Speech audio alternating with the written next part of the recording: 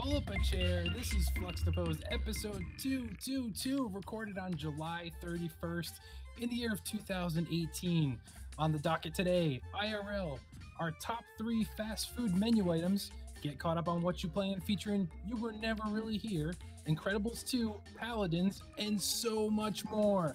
Finally, we will close out the show with a community bag of grabbing and that sweet, sweet, sweet awkward finish. Thanks for listening. Thanks for watching. Sit back, relax, and enjoy Fluxtaposed.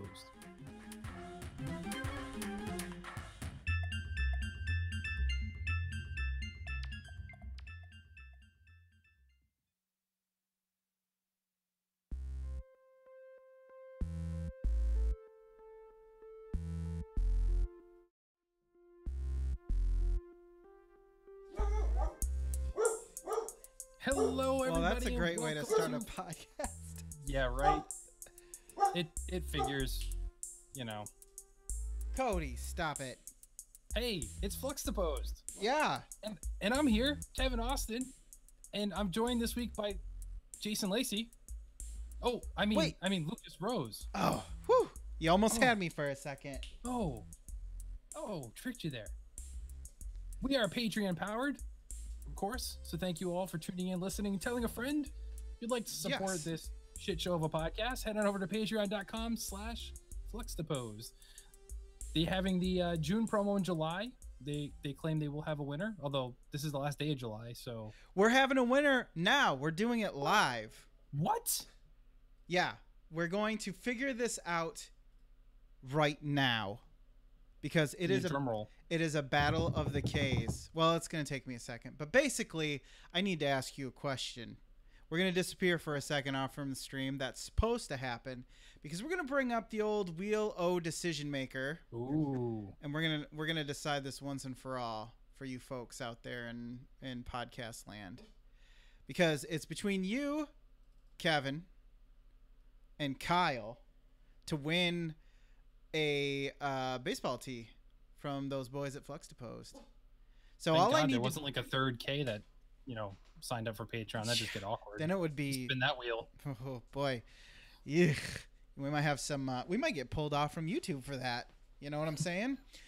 Fair enough. Without further ado, I need you to pick odd or even. Well, I think I'm pretty odd, so let's just go with that. Are you gonna go with odd?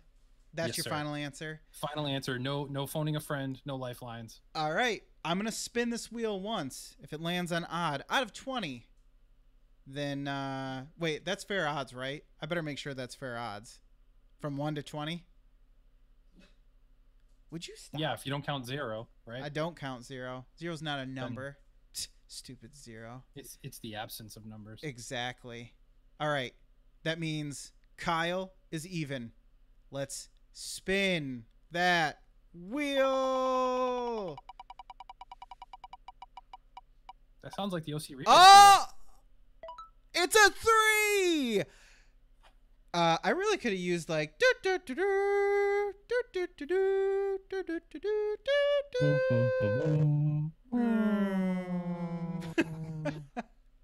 Kevin, how's it feel to be a winner considering you just rigged this election? I feel like I won just by being here tonight with you, sir. Oh, that's so beautiful. It is. That's beautiful. Well, see, we wanted to get rid of this damn t-shirt because quite frankly, we've just had it. We've had it laying around the office for far too long. You see, look, I've got one on. This is what you can expect. This is the quality. If you're listening right now and you're terrible podcasting. and yes, that too. And you're not a Patreon supporter of this show on Patreon, not supporting Patreon. They don't need more money. Then you could have won this shirt that I'm wearing. If you're listening only in audio, then this doesn't help you at all, but you should be watching. So all in all, Kevin, you won a shirt. That's awesome. To a I'm podcast excited. that no one honestly, will know. I was going to buy a t-shirt if I didn't win it. So you just saved me money by Wow, me you should paying not have won. money to support you. So yeah, I know, right? But also to complete it can complete my visual gag. So once again, this doesn't benefit anybody just listening. I have my Jason Lacey hat on. Yes. And my Jason Lacey glasses on today Yes. because you told me I had to be Jason Lacey tonight. So I figured let's look the part. I see you couldn't grow a beard fast enough. No, I had shaved like 2 days before you asked me, so yeah, not enough time. Not enough time. I asked you 2 months ago. Shh. They didn't need to know that. I didn't mean Actually, to bring down your beard Callum game. nominated me, if I recall, just saying, "Hey, when's Kevin going to be on?" And you were like, "That depends. What is he doing when Jason's gone?" Yes, it did. It did just kind of work out that way because I was like, you know what? We're looking for someone because Jason, he doesn't leave enough. He needs a vacation. He needs to chill for a while and get away from the jet set life of podcasting. And so he's chilling with the fam. He's bringing it back. He is watching live right now. I'm sure he's just loving this horrible. Well, like I said, we're going to turn this shit show into a hit show. Kevin, let's do it. Let's do it. So, Netflixation reminder for those of you guys, it would have been this week, but Jason had to go on vacation. So, it's going to be next week. It is The Voices, correct? Yes. And that's a Ryan Reynolds movie? Yes, it is. He, I think he murders someone and then his pets start talking to him. Hopefully it's like that Eddie Deadpool? Murphy. Oh, it's just like Deadpool, isn't it? Well, that's what I said. Is it like a prequel to Deadpool? But then again, Deadpool is kind of like an origin story to Deadpool. So, I mean, you get a little bit of both, right? So, I mean, it's got to be better than Buried, right? I don't think I saw that one.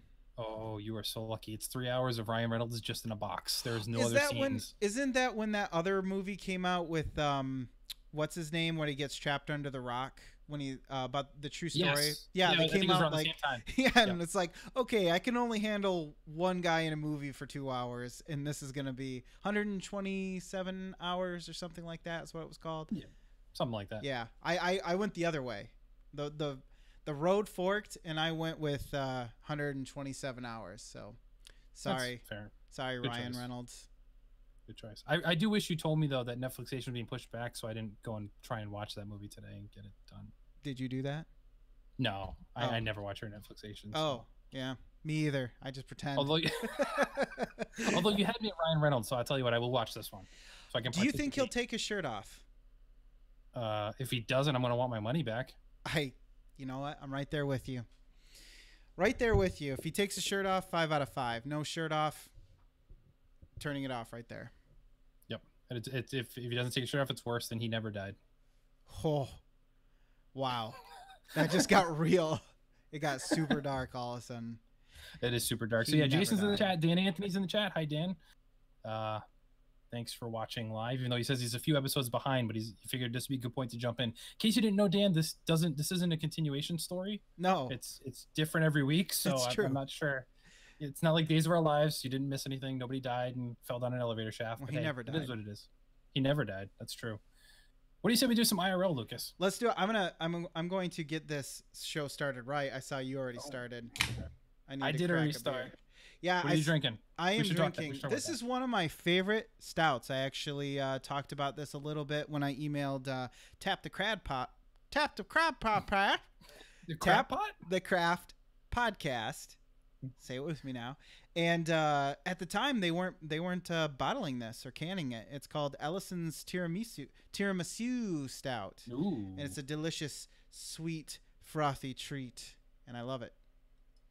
That is good. I'm drinking a faster and disaster IPA from my favorite Duclaw brewery. I went today because I figured I had to drink. I actually haven't had a beer in like 3 months. We'll talk about why later on. Yeah. And I almost grabbed my favorite Sweet Baby Jesus that they make, but this was a seasonal one that was out just now.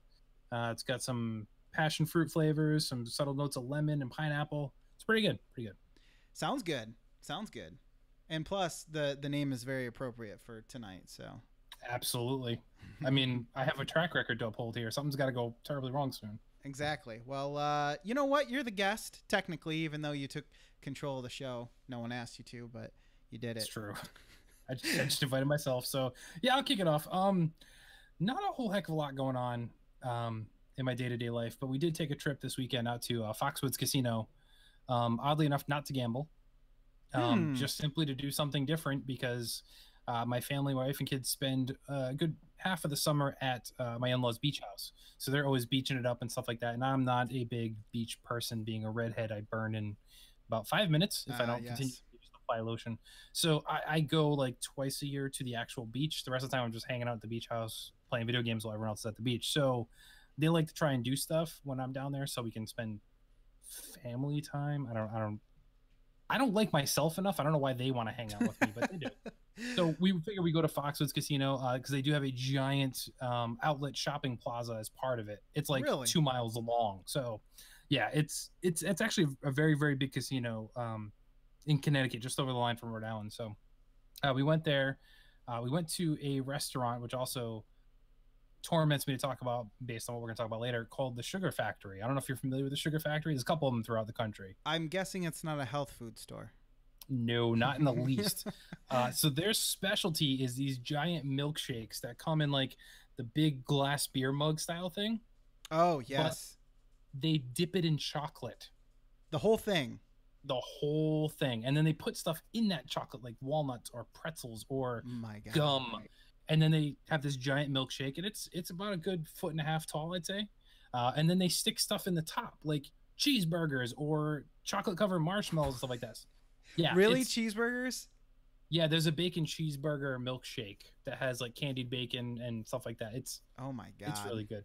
I couldn't have any of it, but my kids did, and they absolutely loved it. I had a salad at the Sugar Factory. Now, did they put that in a? Yes, it was in a milkshake. They just threw like coleslaw. It's actually just chocolate chips instead of leaf lettuce. I like it. It was terrible. I did get to eat a couple walnuts off of their chocolate covered glass because I can have nuts. That's okay. So we did that, and then we went to the arcade and kind of did some shopping and just kind of took the time away. But the cool thing was is afterwards, we still had a bunch of time to kill. So we're like, let's take a ride by the coast and just kind of cruise along. And we did. We found this. I don't know if you have them a lot out in where you are or not, but a wooden. I know where you are. I know you're. I'm letting the listeners who have never heard the show, like Dan, this is the first episode he's ever listened to. He didn't know where we were from. That's true. He missed a few episodes. Maybe you all moved in those couple episodes he missed. Well, I'm in New England, for those who don't know, and there was a wooden playground.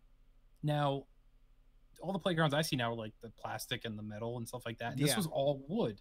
So it was kind of cool. So we were just driving along. We're like, hey, let's stop here and let the kids play.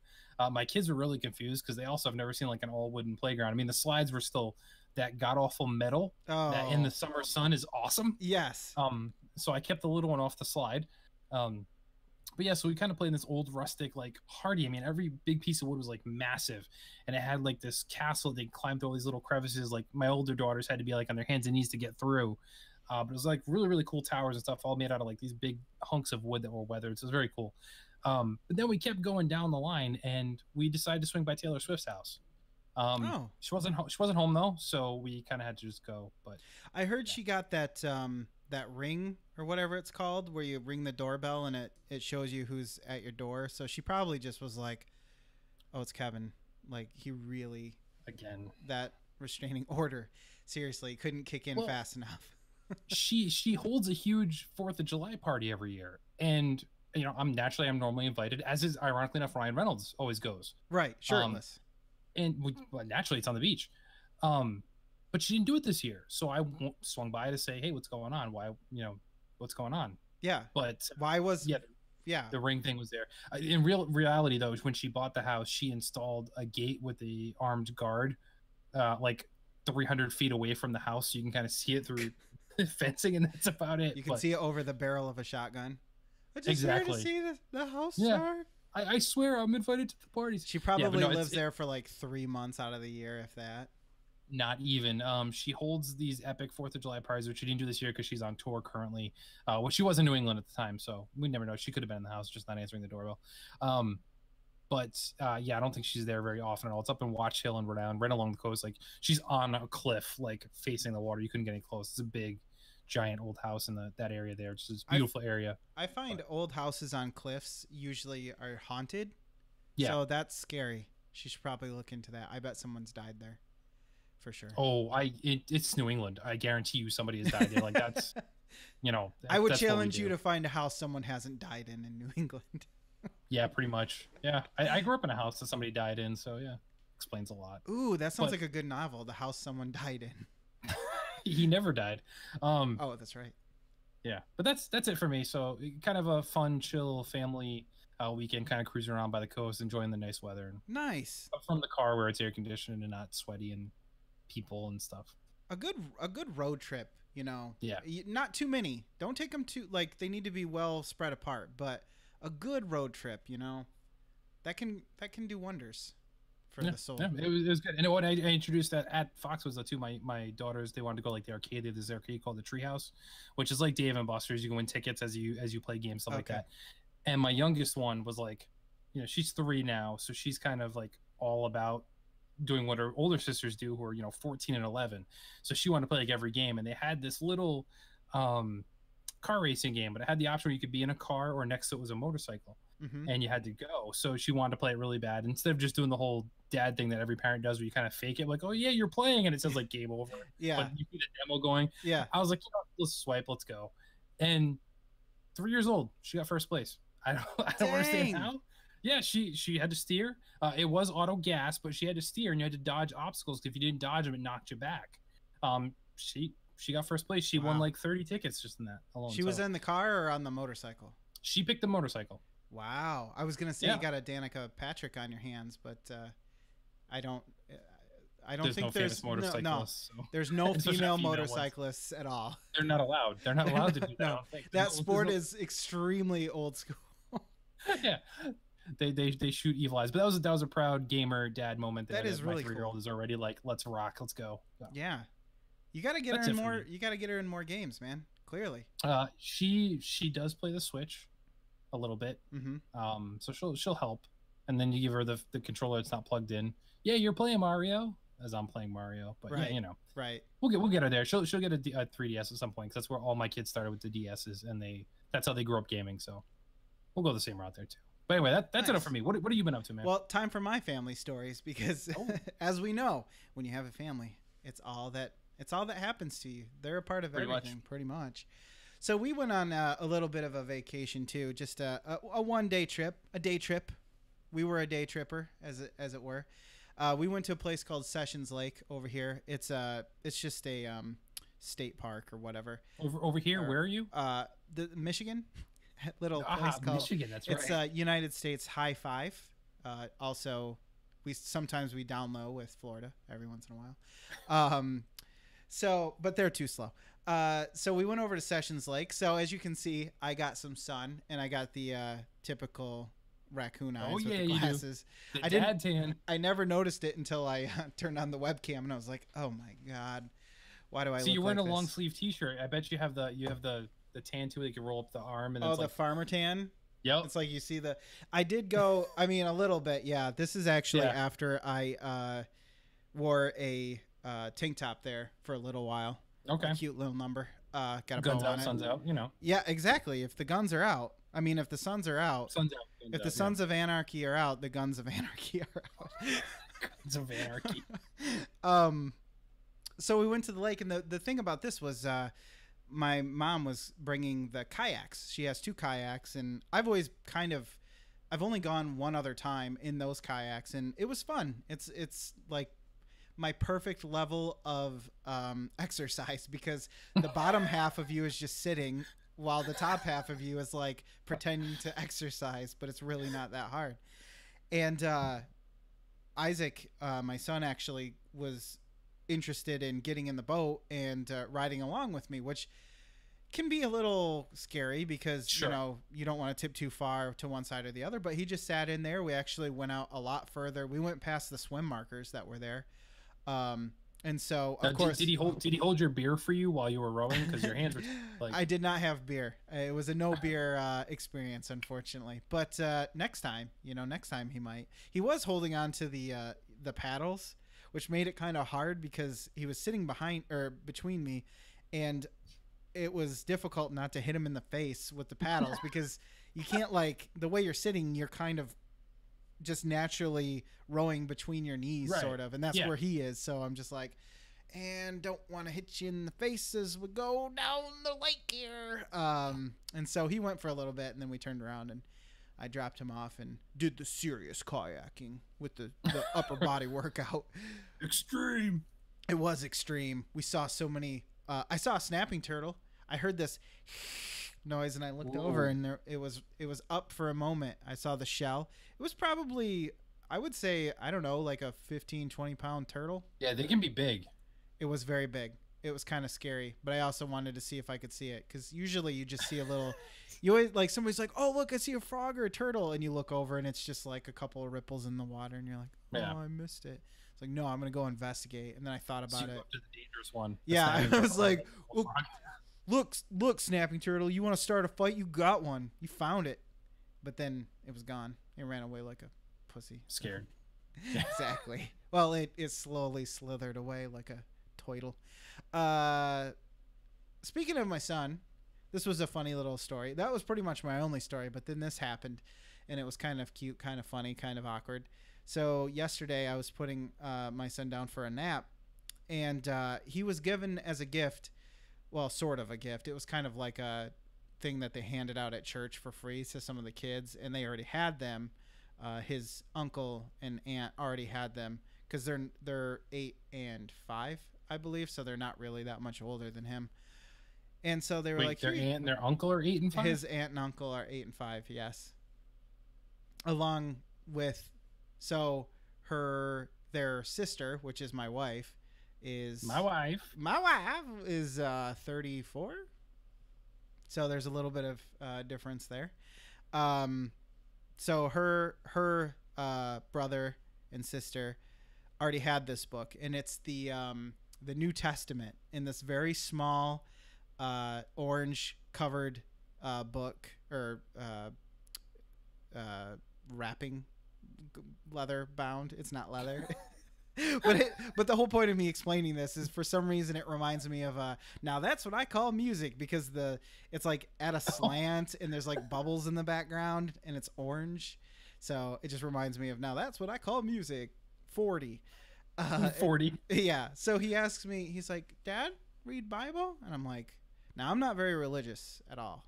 And whenever I talk about these stories, I only mean to bring them up because for me, as a not super religious person, and my wife who's Christian and my son who goes to church, mostly right now, just to experience like the class, like the Sunday school type thing, because that's really the only thing he gets to do with other kids throughout most of the week.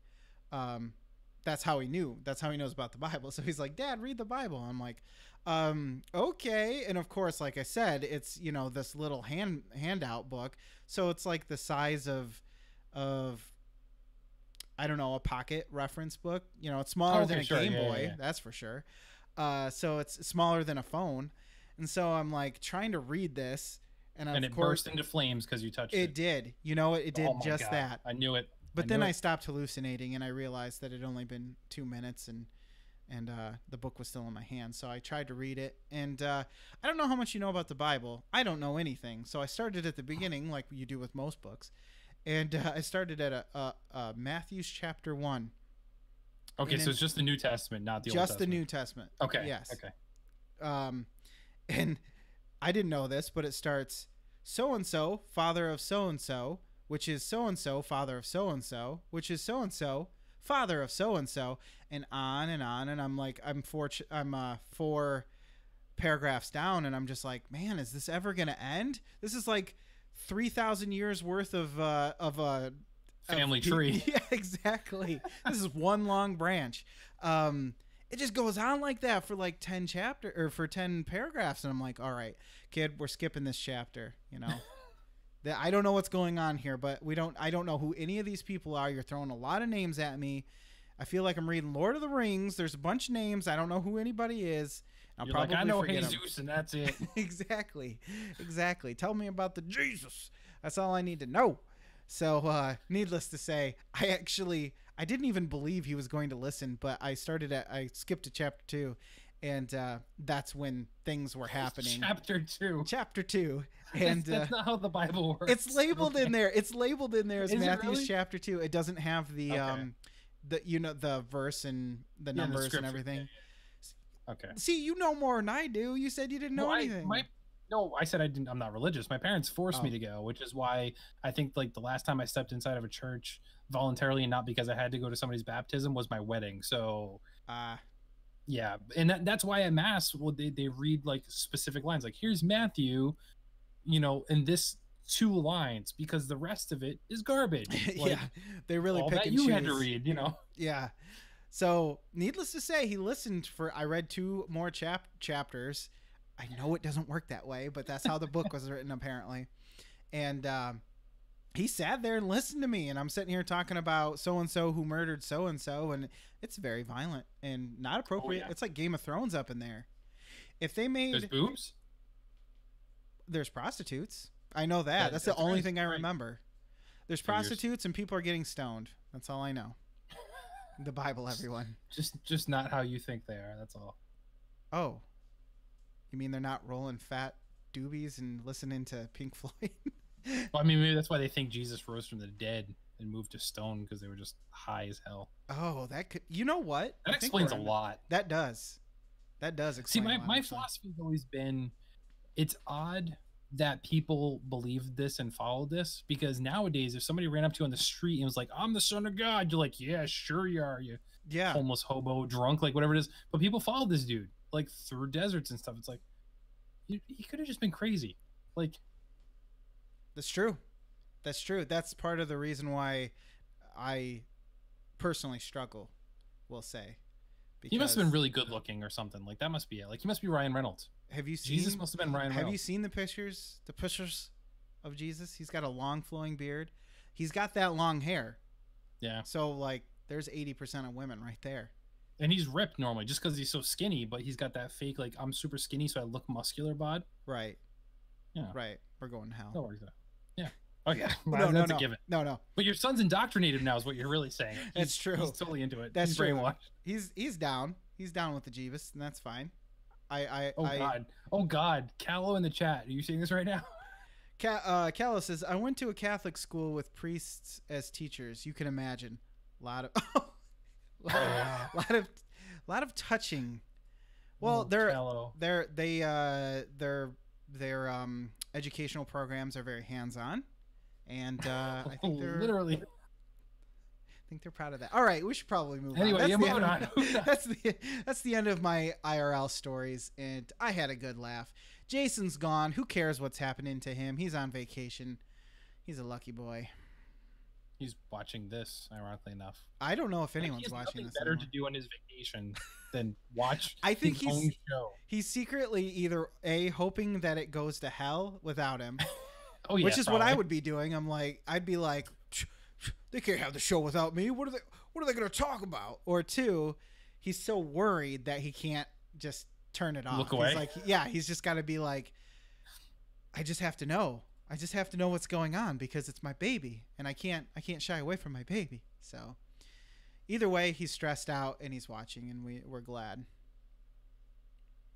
Fair enough. So we talked a little bit before the show, oddly enough, to prepare, and we're like, hey, what are we going to talk about other than just what you're playing and IRL and whatnot? So we know how much the fans love top 3 discussions, but then we said, hey, it's always video games or it's always movies. So we need something different. So, Lucas, we settled on the top 3 fast food items. Oh, yes. So good. And this is ironic in itself because if you're a regular listener to the show, Lucas has been on a diet of sorts. Doing very well. As I drink a really dark beer. Well, me too. And that's the thing. Like, I have not had a beer in so long, so this is good. And I also have been on a diet now a couple weeks. Not as long as you, but we're both struggling. But yours is strict. Talk a little bit about it. Yeah, so I'm doing a no carb, no sugar diet at all. So I'm pretty much meat, cheese, and green vegetables is pretty much my diet right now. So it's lots of chicken, lots of salads. I can still do cheese, which is thankful. Like if I couldn't do that, I'd be bad. But no natural sugar then, like fruit or anything like that. Nope, no fruit. I can do honey to sweeten things a little bit, so I'll put some honey in the chicken just to give it a little bit. But even that, it's in severe moderation. And I've had like tiny bits of carbs here and there. Like I might have like a taco and have one, tortilla, and that's it. So I've done a little bit, but for the most part, it's absolutely no carbs, which was hard for me because I think that's what I was addicted to the most, and I couldn't control. I didn't have self-control at all. So like if something had carbs, I would eat all of it. Like I will eat a whole pizza, no problem. Like give it to me, like I will do that. So I had to stop. And so my wife and I have been doing it. She's doing low carb and she's kind of counting like her carb limit, but me knowing my dependency and inability to control myself, I'm like, I just need to stop and just cut it off. So I've done well. I've lost about 10 pounds in a couple weeks, so it's good. And I know you're doing well, so we figured we'll reminisce of the good old days when we can eat fast food all the time. Yes. Not really that we were allowed to, but we just did anyway. And talk about that. And we reached out to the community too, and barely anybody responded. So yeah, we do have a few responses, but it's definitely no top 3 weapons of video games or anything like that. So, no, not at all. Are yours in any specific order?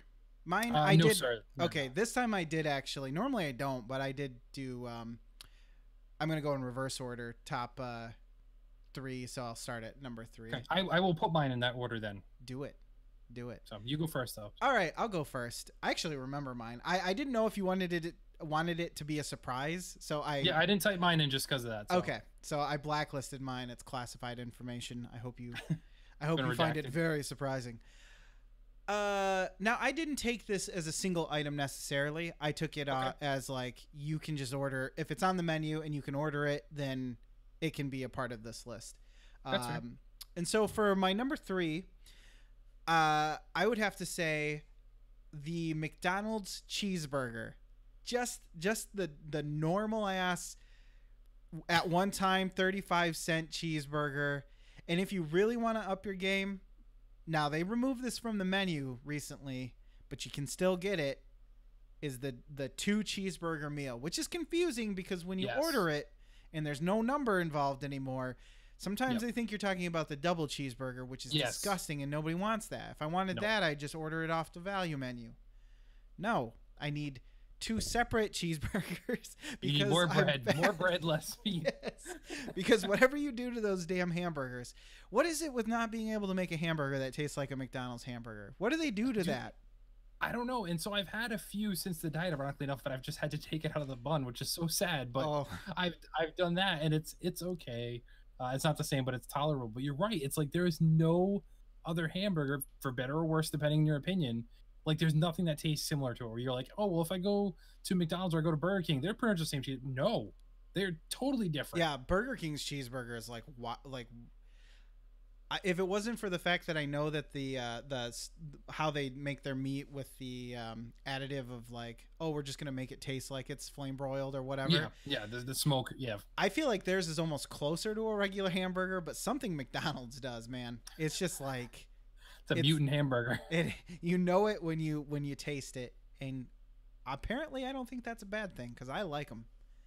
It's a good single cheeseburger. Well, 2 single cheeseburgers. 2 single cheeseburgers. I look like the guy from Popeye just eating the burgers all the time. What? I don't remember his name. Wimpy. Was it Wimpy? I think it's Wimpy. I'm going to look that up. You can Google that while I go then. So, all right. So I'll go with my number 3 then as well. And this is from... You were right. Yes. Score. It's because I'm older. Jay Wellington Wimpy, if you want to get like really... Oh, that I had no idea, but okay. I don't think anybody did. He really liked hamburgers. That's all you need to know. Right. So my number 3 is, ironically enough, for my favorite fast food restaurant, but this is the only menu item from there I selected as my top 3. Okay. And that is the quesarito from Taco Bell. Ooh.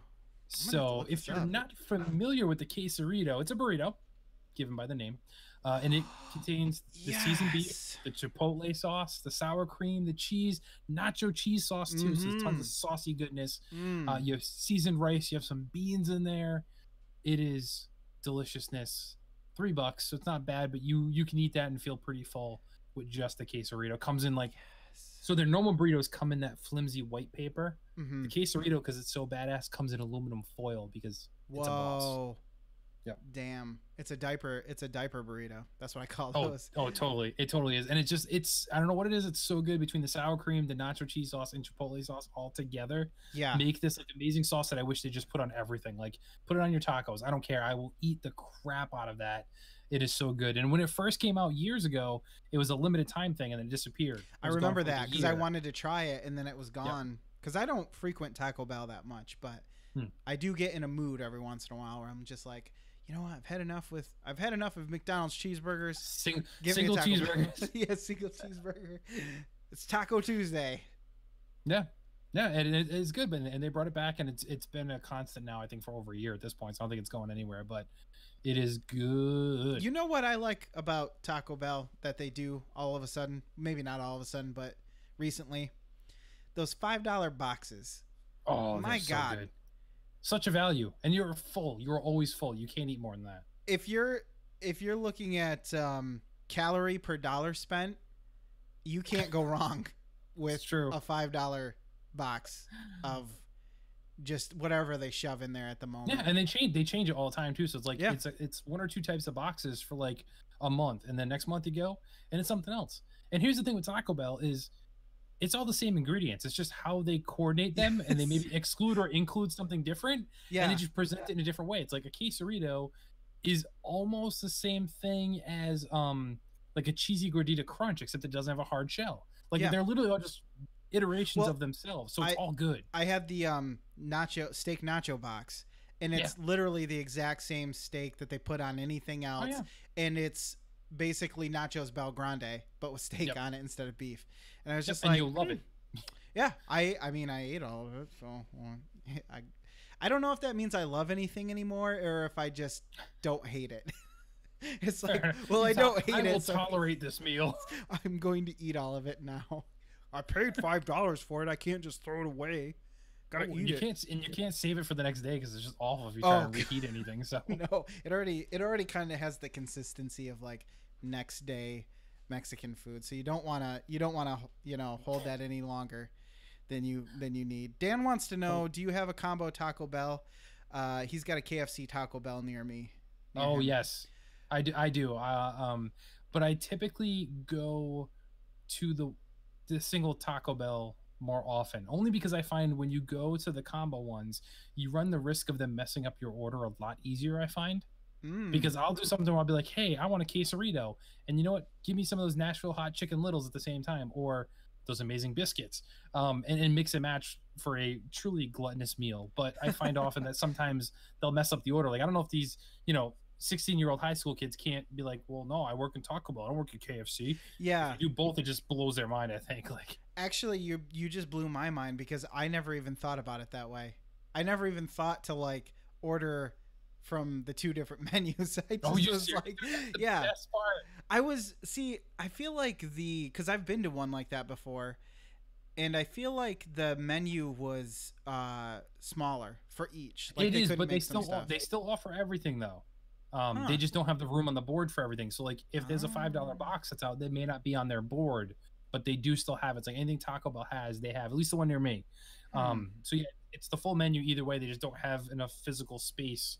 It'd be a giant ass ordering board if that's the case. And then people would true. spend 20 minutes staring at it. So That's true. And people spend enough time standing in line as it is.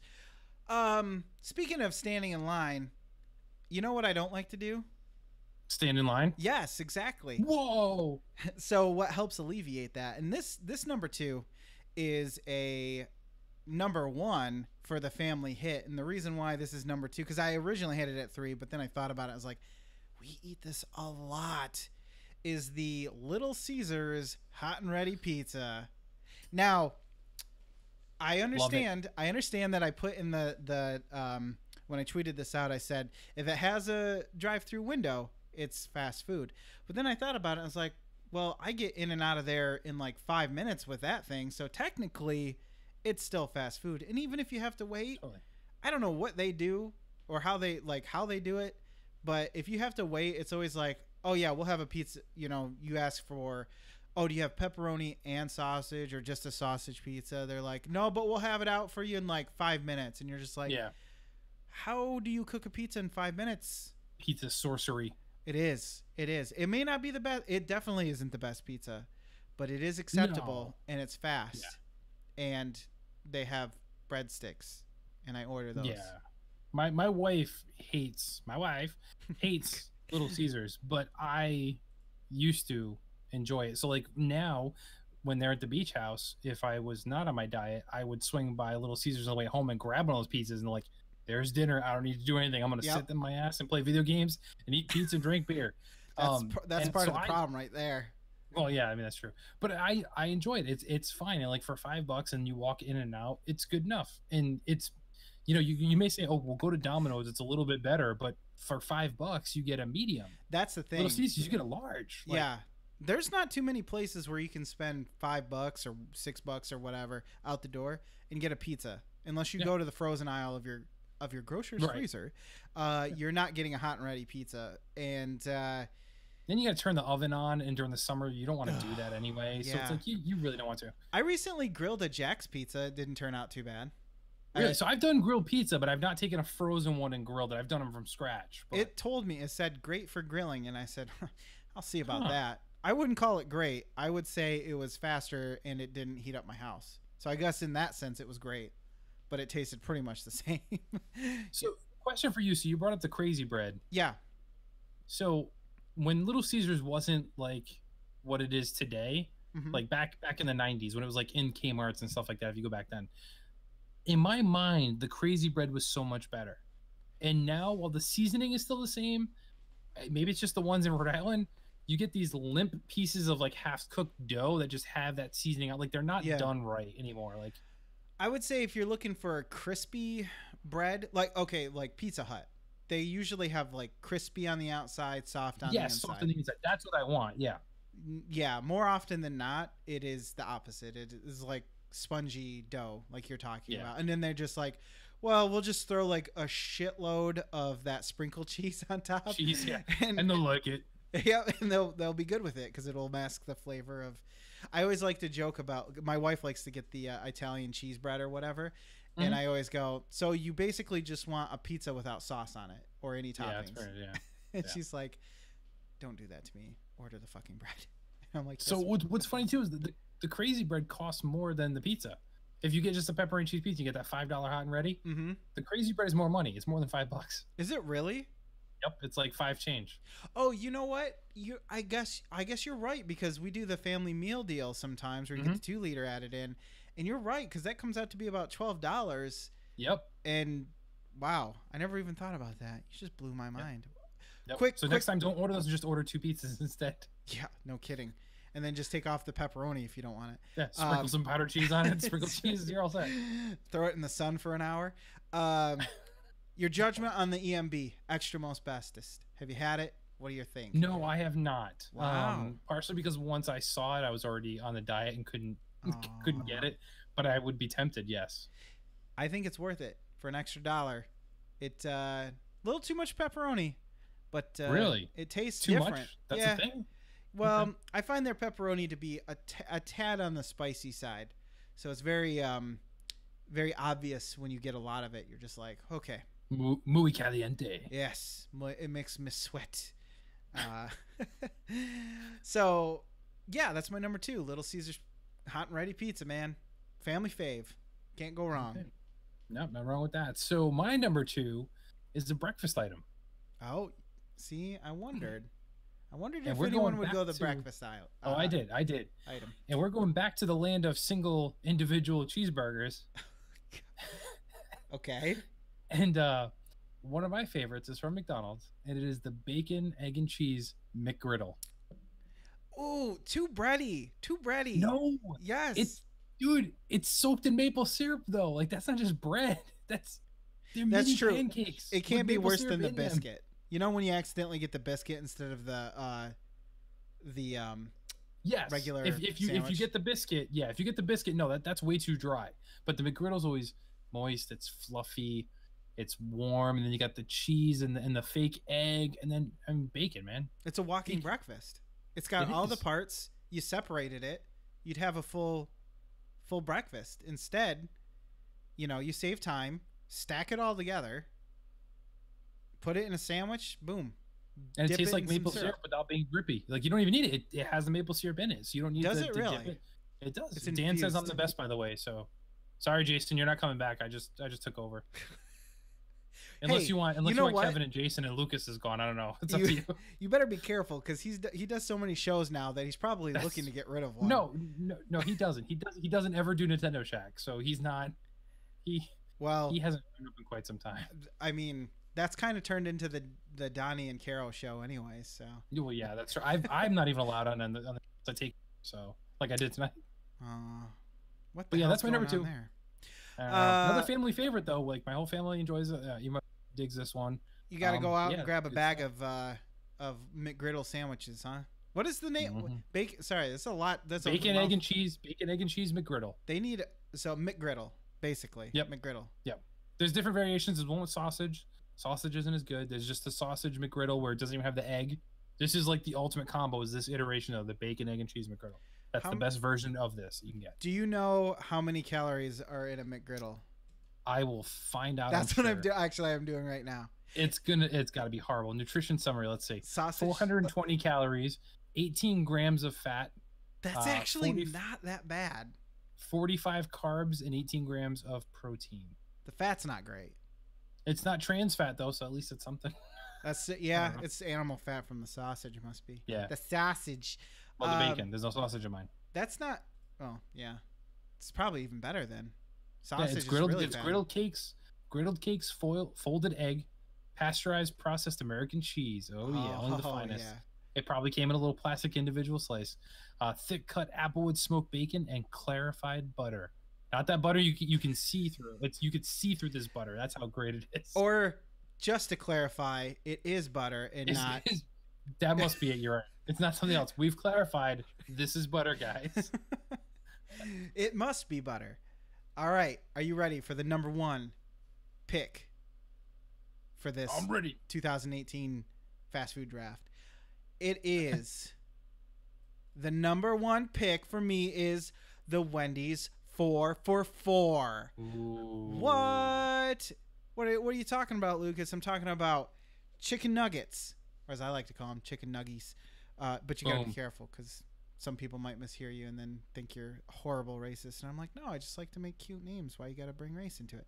Chicken nuggies, French fries, French fries, whatever. Especially from Wendy's, you know. Yeah. If they're in the bag for more than 30 seconds, they've gone too far. Too far. They're spongy now. Yep. Ice cold drink. All right. I need a little slither up while I eat my foodstuffs. Here's the kicker though. You want a chicken sandwich? Boom, junior chicken sandwich. You want a cheeseburger? Junior cheeseburger. You want bacon on it? Junior bacon cheeseburger. They have you covered. Whatever your mood. You want chicken, hamburger? Get them both. Chicken nuggets. Barbecue sauce? Yes, please.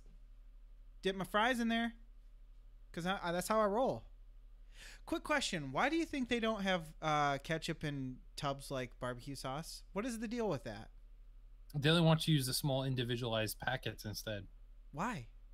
I think because they only expect you to have it on your fries because it would already come on the burger. And they just don't expect you to soak them in there, I guess. But then why do they have it in the inside where you are allowed to just literally pump out as much ketchup as you possibly could want? I don't know. It's Wendy's. These are the questions. This is what's wrong with America. These are the problems. They still do the cookie though too, right? Don't they? What, give you a cookie? Yeah, in the 444. No. I've never received a cookie. Sweet, you're getting a drink, you're getting the nuggets, you're getting the burger. What's the fourth thing? Drink. I said that. Drink, burger, nuggets, fries. See, fries. That's why you forgot, because it's fries and their fries suck. Yeah, they're not number one fries in America. No, McDonald's, Burger King fries versus Wendy's fries. Wendy's fries, if they're cooked right, which rarely happens. Right. But when sometimes you get them crispy. You can get them crispy. Yep. Burger King. I tried their chicken fries. Good Lord. Oh, yeah. It's breading. It's breading with what is this? Chicken flavoring inside. There's not even chicken in there. It's just it's just a reason like the ramen noodles that have that chicken seasoning packet you put in. It tastes like chicken. That's what they stick in there. It's a reason to eat barbecue sauce. That's like you don't want to just eat straight up barbecue sauce, so you just dip these in them. That's my number one. Plus, you forgot to add a bonus. If you happen to go inside and order it, they often have those Coke remix machines. That is true. You can do the funky stuff with your beverages, which is even better than the I want somebody to do, the suicide, right? Where you get all. Yep. Do that with the Coke machine. You'll be there for 3 hours. I would say it would take you forever just to make it, let alone drink it.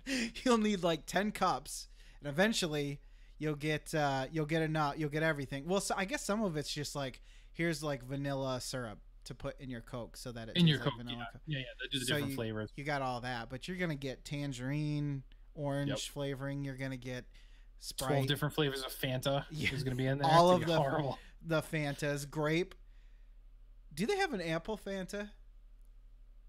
Oh, what Fanta? An apple Fanta? Could you imagine a carbonated apple Fanta? Why am I saying apple like that? In that machine. There's something apple in that machine. I don't know what it is. It's not Fanta, but something has the capability of being apple flavored. I know that, and I don't know why. I can't remember. Do you remember OK Soda? It's just okay. No, I don't. Oh, see, I don't know if it's a regional thing or you're just too young. Probably so both. Coke in the 90s. This is pre-Surge. So you gotta go back. Yeah, that's beyond me. Surge you is old great. man. They came out with a soda called OK Soda, and their whole slogan was, "It's going to be okay." Like it was just, it's okay. And what it was, literally what this was, Lucas, and it was only out for like a year. It was a Coke product. Okay. And it was like they messed up, and it was the suicide. It was a little bit of all their things. It was like Coke, root beer, orange, Sprite, and it was in one soda, and it looked like rusty water. But I loved it, and it was gone so fast. But I was like, oh, so disappointed. But like the advertising was depressing. It was always in like black and white. Yeah, and because like weird images. The can is like just a guy. Let's see if I can just. I'm just gonna like pull it in front of us. Okay. It's just a dude. Like, look at him. He's so depressed. He's just like, what is life even? It's just okay. And there was a hotline you could call in. You could call in and leave them voicemail. And they always like, it sounded like a self-help hotline when you called in, like, it's going to be okay. Oh. Okay, soda. Yeah. Short-lived. The Coca-Cola company decided they wanted to capture that Generation X market. That explains a lot by creating a new product that was unslick, cynical, and anti-corporate. See, the problem with that is when a corporation Major like Coca-Cola is doing it, it's like, okay, you're just like target marketing me, you horrible person. I want to try one. I saw on eBay. I think there's an eBay listing. Okay, soda eBay. So bad. It's gonna be so bad. Holy God! It's going for how much is it? Vintage soda cans, Coca-Cola, okay, bank tops, Project X, $420.94, set of 4. They're open and they're $400. Oh my God! I can't even find one that's actually rainbow cola, grape soda. Grape soda. How good is grape soda? My God. Love grape soda. Love grape soda. That could take over the world one day.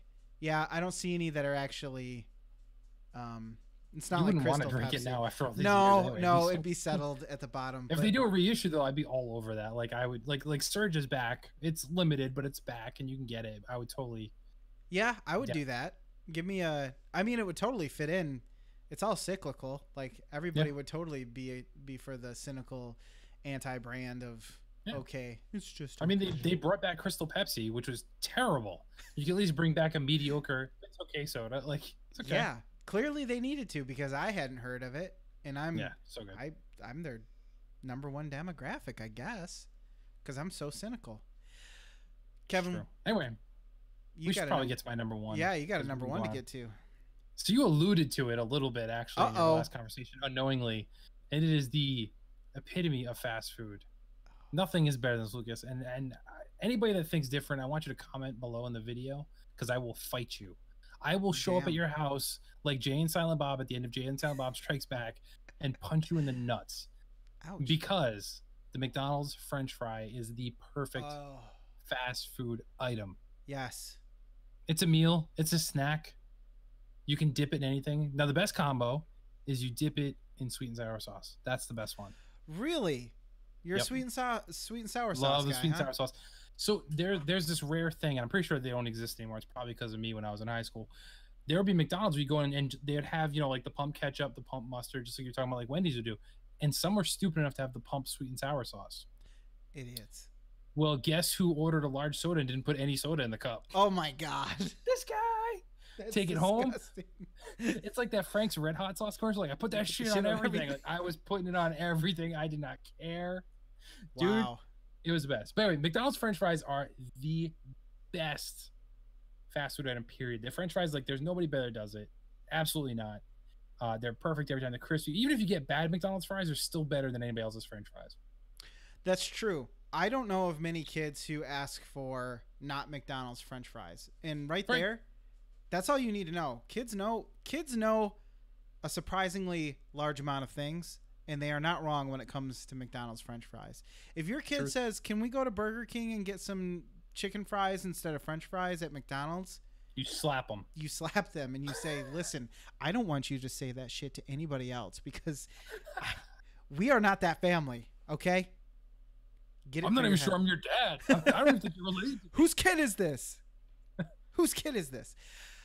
Yeah. Quick story we've told on the show before, but Jason and I went to Canada and we stopped at a McDonald's along the way. And I don't even know how to find this McDonald's. It was on a highway of some sort. Did you order that McRoyale with cheese? I spent a long time looking at the menu trying to understand why there were so many A's in it. And I don't mean the letter A. But I ordered, they had sandwiches, like deli sandwiches on the menu. Yeah. Weirdly. Yeah. I'm being an American, 19 years old, scared out of the country because Canada is a dangerous place. I probably ordered something I would have ate back at home to give me the comfort of being at home as if I was in America. And, I ate the French fries and my God, it tasted like they were dipped in honey. I swear to God, they were like really weirdly sweet, but also salty, but not like sweet and sour, sweet and salty. It was delicious. And I've never had a fry like that since. And I probably never will again. It's probably you described it perfectly because it's much like everyone's favorite Canadian Sean Capri, who's also sweet and salty. It's true. It's just Canada. They're doing something right. They need to, as has been alluded before, they need to build a wall to keep us out, us Americans, because they're doing something right. Or invade us. Up there. Just take us over, please. Oh, please, Canada, will you please take us over? We could use some of that health care. That'd be great. Yeah. Please bring your health care and your Prime Minister. Is marijuana legal everywhere there?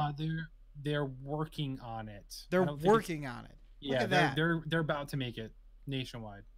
We can't even agree on the simplest of things. Like, never mind. I don't want to get too political. Should I get political? No. Okay. No, let's not. Let's talk about what the listener sent in. You just did a very good Jason impression by telling me not to do something. Good job. No.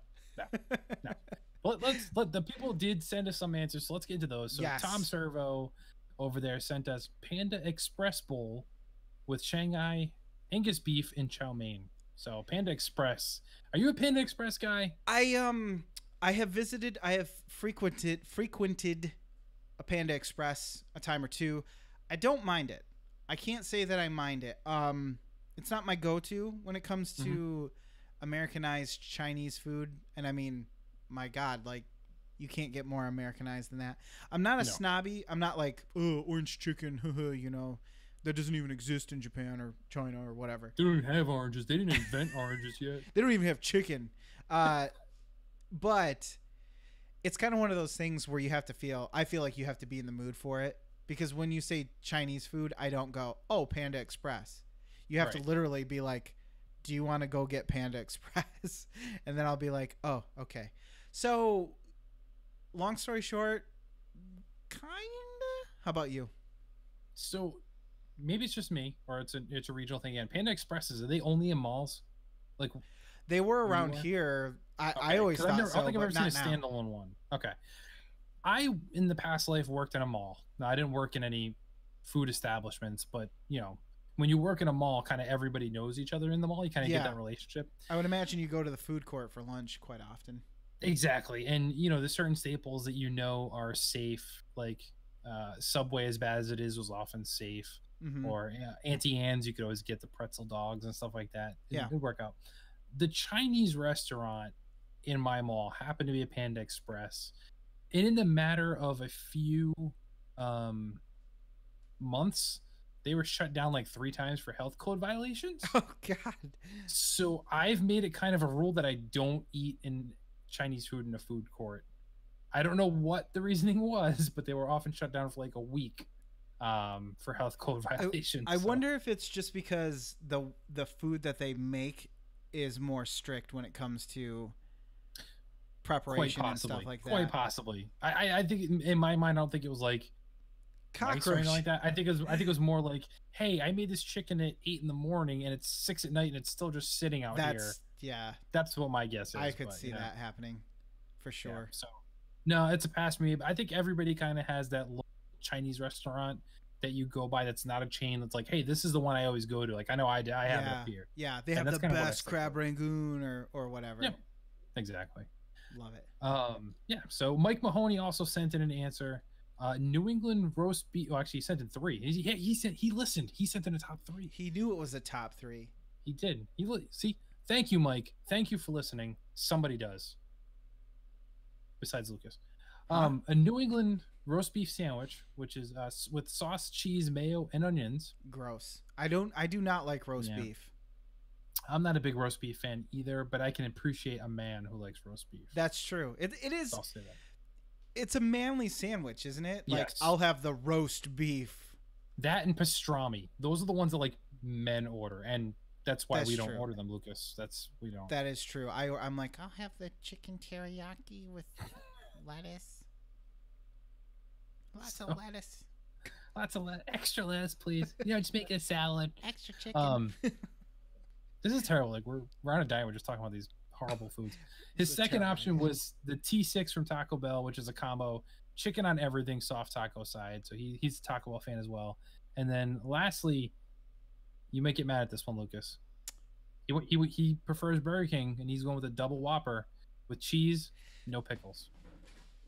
So it's not a single cheeseburger. That's multiple cheeseburgers in one. That's not even the problem here. Nope. No pickles? No pickles on a burger? What the hell is wrong? This is what's wrong with this country. You know, Mike, you sent in a top 3, but unfortunately, you're not going to be allowed to respond to any questions Fluxtaposed sends out ever again. Not until you eat a pickle on Twitter. Live. You must live stream eating a pickle. And now because you said no pickles, it's not going to be a nice sliced pickle. You have to eat one of these huge like gherkin. You have to eat one of those that come in that weird soft package that you get at the gas station, and it's like you pop it and the juice comes out. It's just a big honker. That's what she said. Pop it and the juice comes. Yep. Edwin Gallo also writes in terms of fast food, that Chick-fil-A barbecue sauce, you know what I mean. I gotcha. So he just loves the barbecue sauce, which is also weird. I wouldn't count just barbecue sauce as food, but I mean, Callo's an individual kind of dude. 50 calories ish, sugar. Quick side note, Wendy's best barbecue sauce, hands down. Yeah. Sorry to tell you, but I agree with that. It's true. Thank you. I agree. Dan and we had one more write-in while we were. Yeah, Dan came in with Chick-fil-A nuggets. Those are good. McDonald's fries, so he agrees with me there. And then lastly, Jack in the Box, which we don't have anywhere I am. Tacos, but only after 1 a.m. because we know it may not necessarily be the quality of food is better after 1 a.m., but your standards are far lower, so you'll just think it's better. If you're hunting for food at 1 a.m., the bar lowered. Oh, totally. Which is good because then on the reverse side, if you keep the bar low, you're never disappointed. Exactly. Couldn't have said it better myself. I agree. So I think it's time for some OC remix, Lucas, right? Yeah. Drag out that wheel again, and this time I won't rig it, I swear. Well, I know you're gunning for some Castlevania because everybody loves Luker. Put on some Luker. Luker. Yeah, I'm gonna go ahead and spin this wheel. And while that's spinning, you can always go to OC Remix and check out all of their stuff. God, what do we got? 19, which means I gotta count. 1, 2, 3, 4. 7, 8.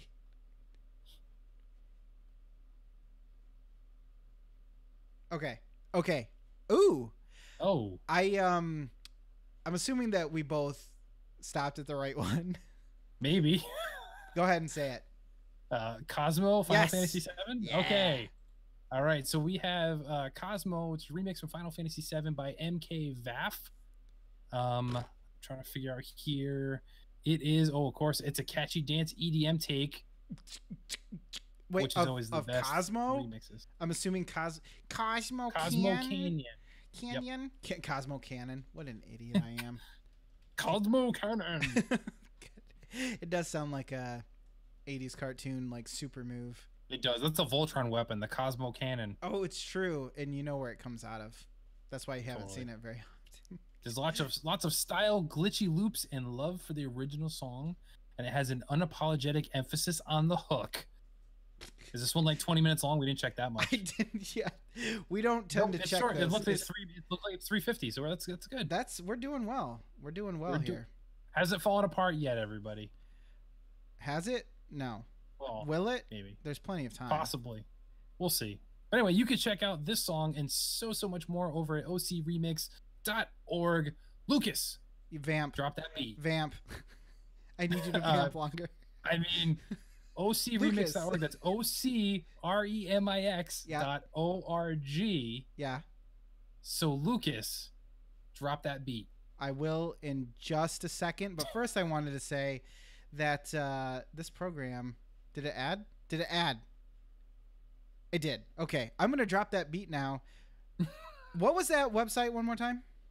That would be ocremix.org.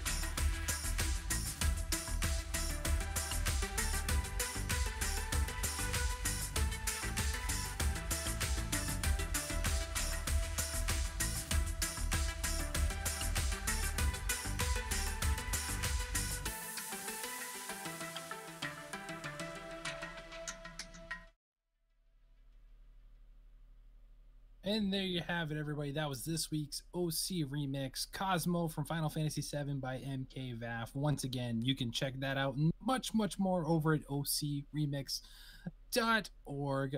As I said to Lucas offline while this was playing, this was almost like more of a remix of the Safety Dance. Like you could totally put the words right to it, and it fit perfectly. And I don't know why I went to that right away. It just worked for you. I was getting a reggae feel from it a little bit. Just sure, I could see that. Yeah, the beat. I liked it. It wasn't what I thought it was, and it wasn't as bad as I thought it was, considering the originals. You see EDM, you get nervous. Yes, especially on OC Remix. Oh yeah, home of EDM, really. That's true. So before we get to what you playing, I think it's pertinent we kind of talk about this, considering how much you talk about it. Yes. MoviePass had some problems last weekend, and they kind of ran out of money, so people weren't able to get tickets. And then today, a couple hours before we actually hit the record button there, they announced that they're changing the pricing schedule and will start doing blackouts on new releases to try and stay afloat. Now, personally, I don't have a whole lot to say, but I will say this. I'm surprised it took this long. I right when they announced it, it was way too good to be true. I'm like, this cannot work. I'm surprised they just ran out of money now. I'm guessing they had massive loans that they finally just ran out of money on. Yeah. But this affects you a lot more and how much you use it. Well, and honestly, I usually am a good customer for them because I might see a movie a month on average, but more often than not, I'll go like 2 months not watching anything, 3 months not watching anything, and then suddenly I get a bug up my ass and go, I need to use my movie pass, and then I'll go see like 5 movies in a month if there's enough to actually warrant leaving the house and going to the movie theater. So when I heard this, I have kind of mixed reactions because I'm sure there's a lot of people who use this, especially really big movie buffs who go out with friends and kind of have like a really set schedule of watching movies. And I read a little bit about what was happening, and I saw that they were having problems with theaters that were just saying like there are no showtimes available. So I checked, and sure enough, the one that I normally go to, in fact, the entire chain around here, which is Celebration Cinema, I checked all of the theaters, and none of them I could buy tickets from or even see the showtimes or anything. So I don't know if that spells the death of this now or if it's just something they're having a problem with that will be fixed. But if I know that what the limitations are, I'm still okay with it to a certain degree. I don't have to go see it opening night. Really, the only time I ever did was if we were going to talk about it or, something like that. So I don't have to. It would be nice if I could keep it, obviously, because it's saving me money in the long run, and I enjoy going out and watching a movie here and there. But if it's the end, if this is the end of MoviePass, then it was good while it lasted, I guess. And it's true. Wash my hands clean. It's really cool. And if I did subscribe, and I almost did at one point when this like first blew up, and then I heard like the problems you had getting your card, how long it took, and it took forever. Stuff like that. I was kind of like, I'm gonna stay away from it because I didn't have much faith in it. But it's still a great value if they keep going and they block out, new release movies. It's still a great value because you figure, like you said, you don't have to see it right away. You can wait a week or however long they'll make you wait for blackouts. But the devil's advocate here, nowadays movies get ruined like opening night. Like people are just spoiling it in like the comments of unrelated things. Like I still haven't seen The Last Jedi because I don't have to. I know the whole movie and I still haven't seen it. So it's like things like that where it's like, okay, if you don't go see the new Star Wars movie, or you don't go see the new Marvel movie, there's a high potential of stuff getting spoiled for you if you don't go see it right away and you're interested. So that's a little caveat there that would be kind of like a bummer for me. That's true. That is a good point. For me, I'm not as affected as much because typically the channels in which we talk about movies or anything like that are pretty cautious about that. But for anybody who is socially active on Twitter or something like that, I could definitely see that being a problem. Yeah. I mean, it definitely isn't a good thing because clearly they didn't have their shit worked out from the beginning because they constantly are changing it, and that's never good. I know there are a lot of people who are. I mean, there are some people who've been Movie Pass subscribers since it cost what $49.99 a month or whatever. Which then I mean, still a good deal if you're watching like 10 movies a month. But let's face it, there's not a lot of people doing that. No. So to a certain degree, I can't really complain, but it's no real big surprise because they clearly didn't have their shit together. So. I would love to see them do well. I would love to see them figure their shit out. You know, I look at Netflix, not exactly the same, but I mean, they've been rock solid. No one questions their ability. And at some point when they first came out, I'm sure people were like, streaming movies? Come on. No way. Pointless. But here we are. So there's always got to be somebody who's first.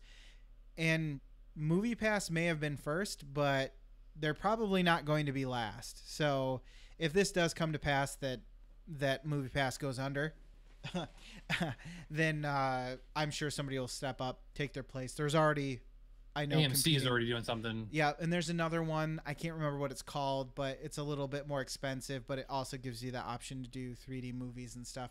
So sure. If it came to it and I jumped ship and went with another one that was a little bit more expensive but had some other limitations, I may look into that.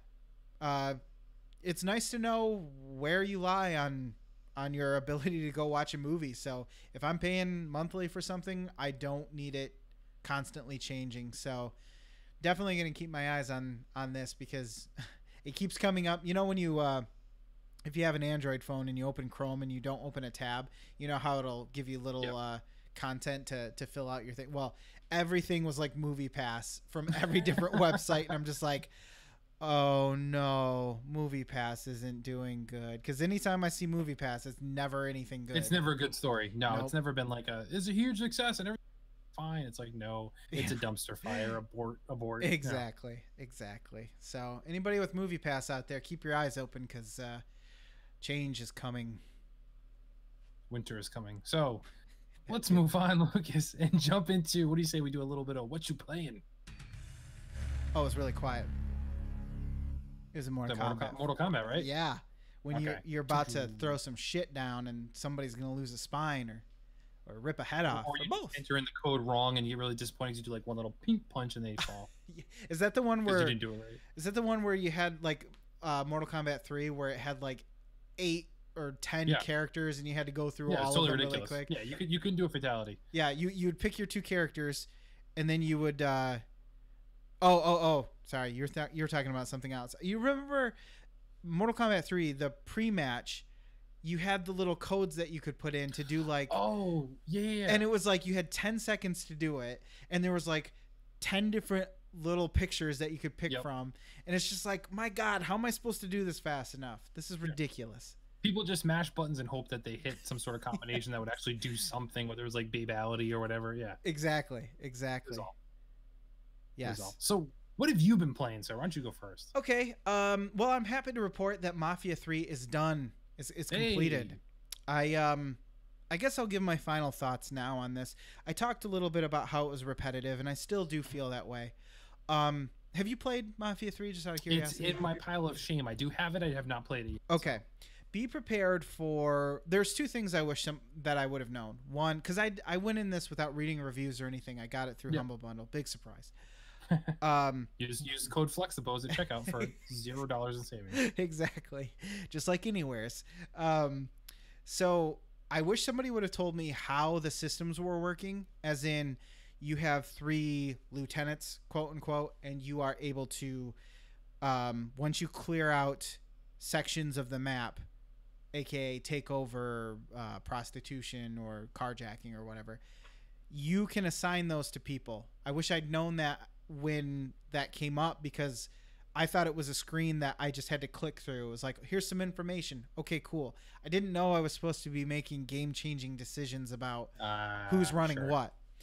And so that's the first thing I wish I'd known. The second thing I wish I'd known was that this game is basically this formula over and over and over again. And once I knew that, I was actually okay with it.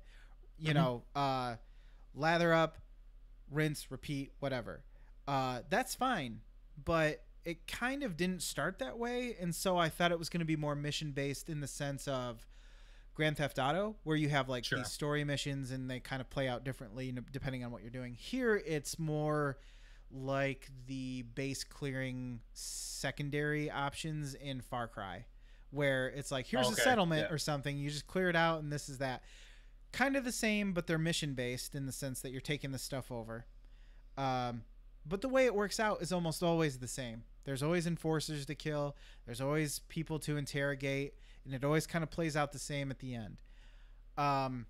Had I known that going in, I think I would have been more prepared and less like, I just want to be done with this, because halfway into it, that's kind of how I started feeling. Overall, though, the story was okay. Again, it's kind of one of those things where I feel like it would have had slightly more impact if I hadn't been dicking around doing stuff I didn't realize had no bearing on anything other than how much money you were making. But overall, did you play the other ones, the other Mafia games? Yes. Or was this like your first? Okay. No, it's been a long time since I've played those, but I have played them, and it doesn't really carry the tradition of like, you can't speed down the road or you'll get pulled over or whatever like that. It does do some things in that vein where you can't just like murder somebody on the streets without somebody calling the cops or whatever. But for the most part, it's kind of like somewhere in between Grand Theft Auto and the original Mafia games 1 and 2. But I do appreciate the story to the aspect of like the social or the civil rights movements. Right. And I mean, that's a tough time to make a video game in. You either like, they decided to pretty much include all of that in this game for the most part. I think it takes place after Martin Luther King dies. So, I think so. Or you have to ignore it completely, I guess, because it's a tough topic, and it definitely changes the rating on your game. Is really what it comes down to. And it's weird because like the other Mafia games were just like the stereotypical Italians, like Sopranos, the video game. Like, yeah, exactly. Go in this direction at all, but they chose to, which is interesting. Yeah, so I can appreciate that, and you don't see many minority main player characters anymore. Yeah, that's true. Or at all, really, ever. Very true. So it is kind of nice to step into those shoes and just kind of live a life that I honestly could say I would never have lived in 1,000 years. So, yeah, it's definitely an interesting take. Glad I finished it. A little bit on the long side, but it's over with. I didn't play the downloadable content, but I have my fill. I feel like it's extra. Right. Like if you really love this, if you really love this game, DLC, sure, why not? But not for me. The other game I've been playing, we'll talk about together, is something that's on your list. The other thing I've been playing is Marvel Strike Force, and I think I saw you guys talk about this a little bit because there's other games like this. Yeah, there's a Disney game like this too, right? Where you collect Disney characters. Yep. So this is Marvel Strike Force. It's a mobile game that you can play on your phone. I have no idea what possessed me to check this out. I really don't. I don't play mobile games. Yes, you never talk about mobile games. No, I try them every once in a great while. I think the last one that really got me was called 1010 or something like that, where you put it's like Tetris but on a grid. So you have to fit them together and then clear out rows that way. And so I think the reason I like this game so much is, one, because I'm a Marvel guy. I can recognize the characters a lot better than I could if it was a DC game, and I just like to see superheroes do the punchy on each other. Yep. Nothing wrong with that. I don't have too much of an issue with in-game purchases. I know they can be predatory, and this is no exception whatsoever. But that has never been a draw to me, so I have no problems with grinding, and I don't really feel like I need to, because they definitely give you, they might not be like the heroes that you want. I mean, you do get Spider-Man. That's something. But they're the heroes you deserve. Yeah, exactly. If you're not going to pay money, then you get Luke Cage, Elektra, and Shield Medical Shield Operator number Operative 6. number 1. Yeah, exactly. and so it has all of your favorite in-game purchase methods with the different money currencies and all that crap. So, but what it comes down to really is you put together a group of heroes, you do some loosely related story missions, which is an excuse to get two groups of heroes or villains to stand in a formation that looks much like the X-Men cartoon intro and just bash the crap out of each other. And eventually you unlock stuff, you level up power levels and crap like that. And it's just a good time to load up for a few minutes, do a mission, get the heck out of there. And you're taking a dump. And you're taking a dump. Right, Exactly. So, I don't know how much longer I'll be playing it, but it's on my phone right now, and I've booted up more than once, so I guess that warrants talking about it. It's a win. It's a win for a mobile game anyway. And then lastly, I did watch a movie, and there's a couple firsts here. I watched it on Vudu, which I've never watched anything on Vudu. I've never rented anything on Vudu. And the reason why I did that was because of the aforementioned in earlier episodes 4K television with the HDR. It's not too hard to find HDR content, especially if you just want to look at something on YouTube. There's plenty of wildlife stuff, and it looks really good. But I wanted to watch a movie, and my biggest realization with this TV is that if I want to start doing 4K Blu-ray, I got to get a Blu-ray player again that does 4K, and that's not cheap.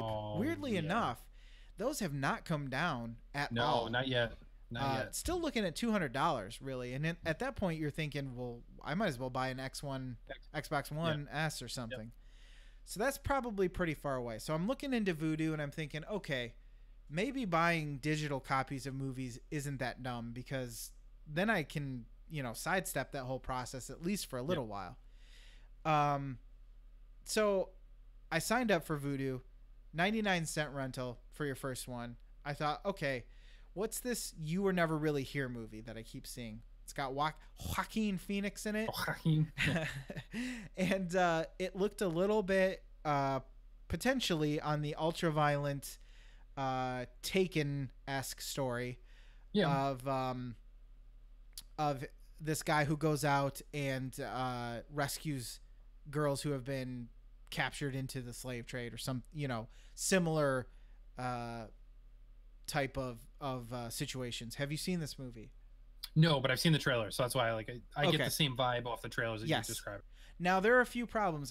This is fairly indie movie-esque. It is fairly cerebral in the sense it is not an action movie. It is also not very hyper-violent whatsoever. It does feature a guy killing people with hammers. You will see that in the trailer. It doesn't really go beyond what you see in the trailer. Not too much, anyway. Not beyond a regular R-rated movie, I felt like. And I was kind of surprised, because I felt like the trailer was kind of perpetuating this idea that this was going to be a dude who kills people with a hammer, and it's going to be horrible. All that said, I liked the movie for the most part. It's a little slow. It is a little I want to say it feels like it's a little self-indulgent. And what I mean by that is that it's an indie movie that kind of knows it's an indie movie, and I feel like Joaquin Phoenix is kind of like, I need to act like I'm going to win an Oscar for this. And I feel like the director was like, and I think it was her first movie, first like big hit movie, and I want to feel like she just kind of let that happen, you know what I mean? It's hard to explain without actually seeing the movie, but I think if you do watch the movie, you'll understand the vibe that I'm kind of explaining. Mm-hmm. It's the problem with any art / indie movie to a certain degree, and I do feel like I can kind of identify that because I walk both lines. I do like a good popcorn summer movie blockbuster type movie, but at the same time, I do want to appreciate a good indie art movie, much like video games, AAA indie game. So I have a hard time recommending this to everybody. It's not really an action movie. It is an indie movie, but not to the degree of other indie movies that I've seen, as far as like, oh, cutesy, lovable, whatever. So it's kind of a hard movie for me to place. But I do appreciate it for what it is. It kind of reminded me a little bit of Green Room or Blue Ruin, if you've seen those movies. Not quite as good, though. I guess Right. that's really my final thoughts. So if any of that means anything to you, then you know what I'm talking about. Otherwise, probably skip it. It's definitely, it may sound like Taken, but it is not an action movie first and foremost. So you may be disappointed if you see that trailer and think, oh, sweet, I'm going to watch a guy beat up bad dudes. Not really. You're going to watch a guy who slowly descends into personal depression and hell. And for instance, I didn't know that he was a veteran until I read it in the description of the movie. Oh, but I don't think that I would actually realize that. There are hints to it, but I don't think I would have realized that had I not read it. And so it can be subtle in that sense. So take it for what it is, I suppose. You Were Never Really Here, Joaquin Phoenix. Check it out or don't. Joaquin. Or just watch Walk the Line instead. That that, that's not a bad way to go. Fair enough. That's what I was playing. All right, so I'll jump in. So as far as games, kind of been jumping around all over the place playing different things, but I'll talk about two things specifically, and one being the one you alluded to earlier. But I'll start with the other one first. Playing the Far Cry 5 DLC, the Mars DLC. So I know you haven't played Far Cry 5 because it wasn't on Humble Bundle yet. So, it's not been out for 5 years and $5 on PC. Exactly. But I'm a big Far Cry fan. I've enjoyed them since 3 at least. I didn't like the older ones. I didn't care for them as much. I never played 2. I played the first one and then everything else besides 5. Never 2. Yeah, 2's not good. You're fine. Don't go back and play. That's Even kind of if it how I isn't a felt. bundle, just leave it. Yeah, no, it's the whole malaria and you have to keep injecting yourself all the time to keep your disease under control is terrible. Terrible game mechanic. Yeah. horrible. Far Cry 5 is great. So I've talked about that plenty on PSVG, so I won't get into that. But this DLC is on Mars, and Wait, I'm sorry. It's on Mars? Like literally? Yeah, you're on Mars. Yeah. Yeah. Okay, knowing what I know about, and granted, it's very little, but doesn't this take place in like Montana? Montana, yeah. I wanted to say Montreal for. Yeah, well, the DLC are completely okay. So they're almost separate stories. There's no thread. They're not tied together. So this is more like Blood. What was it for? Blood Dragon. Yeah, Blood Dragon. Okay, so it's similar. It is, but there's one caveat that it loosely ties back to the main story by the fact that at least the first two have revolved around characters you ran into in Far Cry 5. So the first one came out was Vietnam. It didn't you help. go back to the Vietnam War. Okay. So, and one of the characters in Far Cry 5 was a Vietnam veteran. So basically, you're going back and you're experiencing his story from when he was in Vietnam. So it's not really tied to the story of Far Cry 5, but you're like, hey, I know this dude. This is his backstory. Okay, sure. And it happened on Mars. No. The first one was Vietnam. The second one I'm playing now is Mars. And I need to know who you ran into who comes from Mars. Well, yeah. So one of the characters in Far Cry 5 is Herc. And Herc is basically, what is the guy's name? He was in Eastbound and Down. I've only seen very little of Eastbound and Down. Okay, but you know the main guy I'm talking about. Yes. Okay, yes. He plays the same guy in every single character. Like, he's the same guy in everything he's in. Yeah, I know. It's on the tip. Danny McBride. Yes, thank you. Daniel McBride. So this guy is him, essentially. Like, he is that character. Was he the guy who was in 4, too? Because wasn't there, like, if you played co-op, there was a similar guy who was like, America, I'm here to help you, brother. It's not the same guy, but yes, it's the same mentality. It is definitely that guy. And this guy somehow ends up on Mars. There's an alien invasion that's being planned out by these giant crab spider-like things, and he gets captured. So he summons your character, who was another character in the game, to come help him. And unbeknownst, like, you just get teleported to Mars. You wake up, you're like, what the hell's going on? And blah, blah, blah. What the hell is going on? Yes. And he's just a head now. He's a floating head. So yeah, this game is completely crazy, but it's basically like an old sci-fi, B movie type thing. Yeah, Like that's what it's it very tongue in cheek. Like it knows it's it mocking kind of itself. remind me when Saints Row decided to just like say Yes. fuck it, basically. Yep. It's exactly the same thing. And part of your mission is to stop these things from going down and invading Earth. You want to stop them at Mars, and then the other half is reclaiming his body parts. And naturally, because of his character, he's very concerned about where his junk is, Mm, more than anything else. The fact that he's just the head, no problem. right. But as you play through the story, you actually unlock different things. You collect body pieces, which I don't know where that's going to go eventually. But you end up rebooting the system that allows him to become a cyborg. So he essentially turns into that what's it, Claptrap from Borderlands. He's Oh. basically like a flying version of that. And Oh, he Lord. now is my sidekick. So yeah, it's completely off the rails. But Far Cry 5 said right off the bat they were going nuts with it, and I think the third DLC they're coming out within a few months is going to be zombie related. So it's just totally like out there, much like Blood Dragon. You was, can't which go was wrong great with in zombies. itself. But yeah, Yeah, I never played Blood Dragon. I played the oh demo, dude, yep, and Blood I know. Dragon is Fluxtaposed the game. I It's, know. the music, the vibe, everything is that. I know. I think I've heard the soundtrack of Yeah. Blood Dragon more than I've actually seen, trailers for it. But when I saw it, I was like, it was kind of around the time where DLC was more related to the game than, at least I feel like it was, where it was like, why Yeah. would I buy DLC that has nothing to do with, like, why isn't this just its own game? What the hell is going on? What the hell's going on? But so you knew this going in, that it was a crazy balls to the wall. Oh yeah, like right from the initial unveiling trailer of like Far Cry 5, they did the regular trailer, which was the base game, like you said, whereas like the religious cult in Montana, like that's what you knew. Mm-hmm. Then when they announced the season pass, they're like, hey, here's these 3 stories that are completely batshit crazy that are gonna be DLC, and they showed you mini trailers of like Vietnam War, Mars, and then zombies, and you're like, at that moment I was like all in, and I bought I pre-ordered the deluxe like $100 edition of that game, so I knew I was getting everything. I'm like, yep, You know all what in, done. though? That does interest me, because like sometimes games just need to end. You know what I mean? Yeah. Like sometimes I'm good with that story, but if you have like an engine that can do something and you just want to tell this little 4 or 6 hour story or whatever, do it. I would rather that than buy a new game based on a half-baked idea. Exactly. It's the same thing you described in Mafia 3. It was like, hey, it's DLC, but I'm done with it.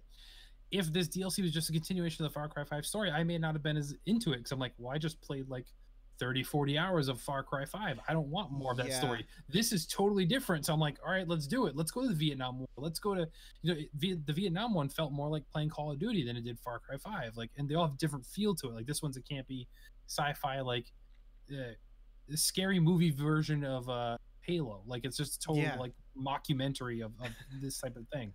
So it's great in itself. So I'm having a lot of fun with that. Cool. The next thing, I know you've been having some issues with this one. Oh my gosh, yes. And the only reason I'm playing it might be the only reason you're playing is because Jason just won't shut up about it. At least in Discords is Paladins, which is free to play game. It's on everything, but much like Fortnite, when it came to Switch, all of a sudden people just discovered this game as if it hadn't existed for like the last year. Yeah. It's good. It's good now. I like it. Yeah, it's good now. Now that it's on the Switch, it's on the most inferior piece of hardware. It's the best now, and now it's a great game. But, yeah, so it's a hero shooter for anybody not following, so much in the same vein as Overwatch, but not as good as Overwatch. And I played Overwatch a little bit. I'm not super good at it, but I can appreciate what Overwatch does. This does not do anything close to what Overwatch does, but it's in the same vein. You pick your heroes. Your team is comprised of different heroes. You can't pick the same people. And the premise of the game is much like Pokemon, is you want to collect all the champions, I think, when it's all said and done. Yeah. Is Overwatch like that now? Where you can play it? Or no, you still have to buy it, don't you? But you might not get all the newer characters? No, you get all the characters. You just don't get the different skins. That's right, because they're it's cosmetic loot stuff boxes and all that stuff. Exactly. Okay. Yeah. So, but all the characters are available as soon as they hit the game. They're available for everybody who owns the game. But it's the skins that people sometimes want, which for me doesn't matter. It doesn't change anything the character does, just the way they look. Yeah. But Paladins, it's a what, 5 versus 5 or 4 versus 4? I think usually 5 versus 5. Okay, so I think 5 it can versus be 5. 4 versus 4. It just kind of depends, because there's Team Deathmatch, Siege, and the one I haven't played. I don't remember what the third. Yeah, I've only played it a few times, but I want to talk about it. It's you try and kill your opponents more than they kill you, and if you do, you win, and you can level up. And there's a lot of menus in there, man. I will say that, like, there's a lot going on that, like, they're not good at explaining what you're supposed to do. It's like, just pick somebody and go. You'll figure it out. Just go. Oh my god, their store is awful.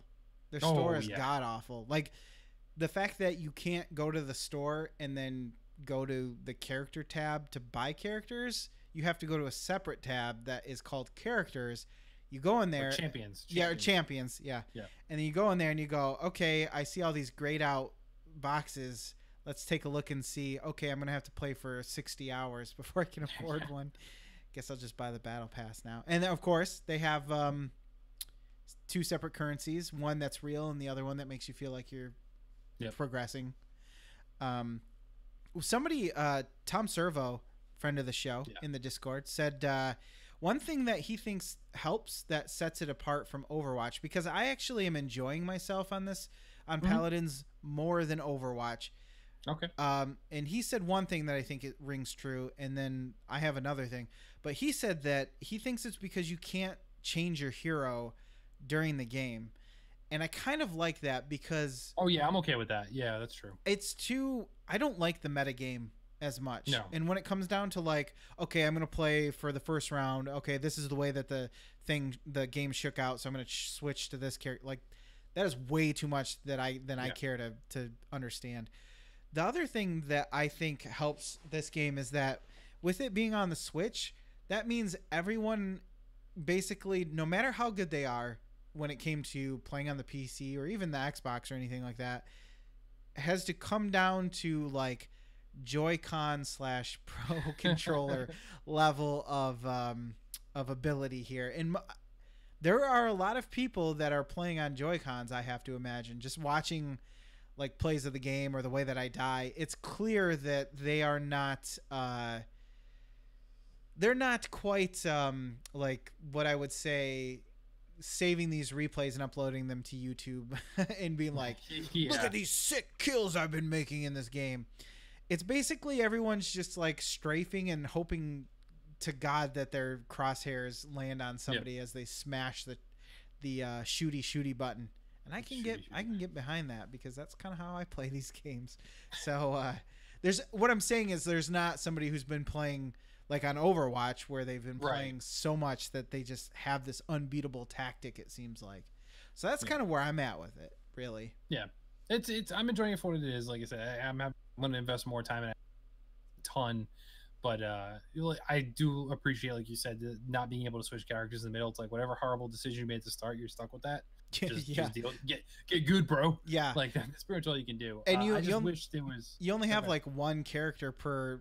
Or, one character and then one that's like rotating, I think. Yeah. And so, I mean, you only have so many options to make anyway, or so many options that you can choose from per...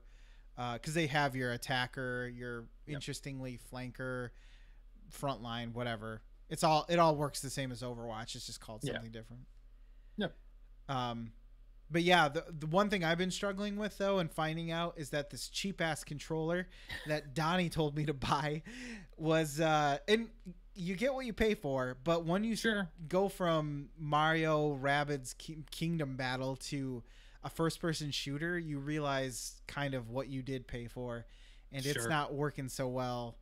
I felt like a crazy man going from the Xbox One controller to this, and I'm just like, what is going on? Like, it just doesn't feel like I can really dial in slowly. I more have to like jitter back and forth to the extremes. Yeah, herky jerky, exactly.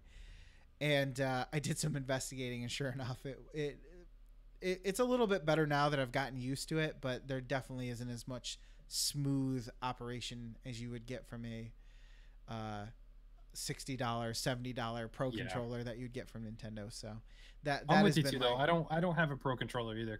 Spend that money. Oh my god, why is it so expensive? But I don't have the same controller as you. I have a Power A one, which is like sold at like Walmart and EB Games. And I've seen those. It's licensed by Nintendo, so like they all have the characters on it. You get the different kinds you want, and it's still not great. Like the triggers are kind of clicky, if you will.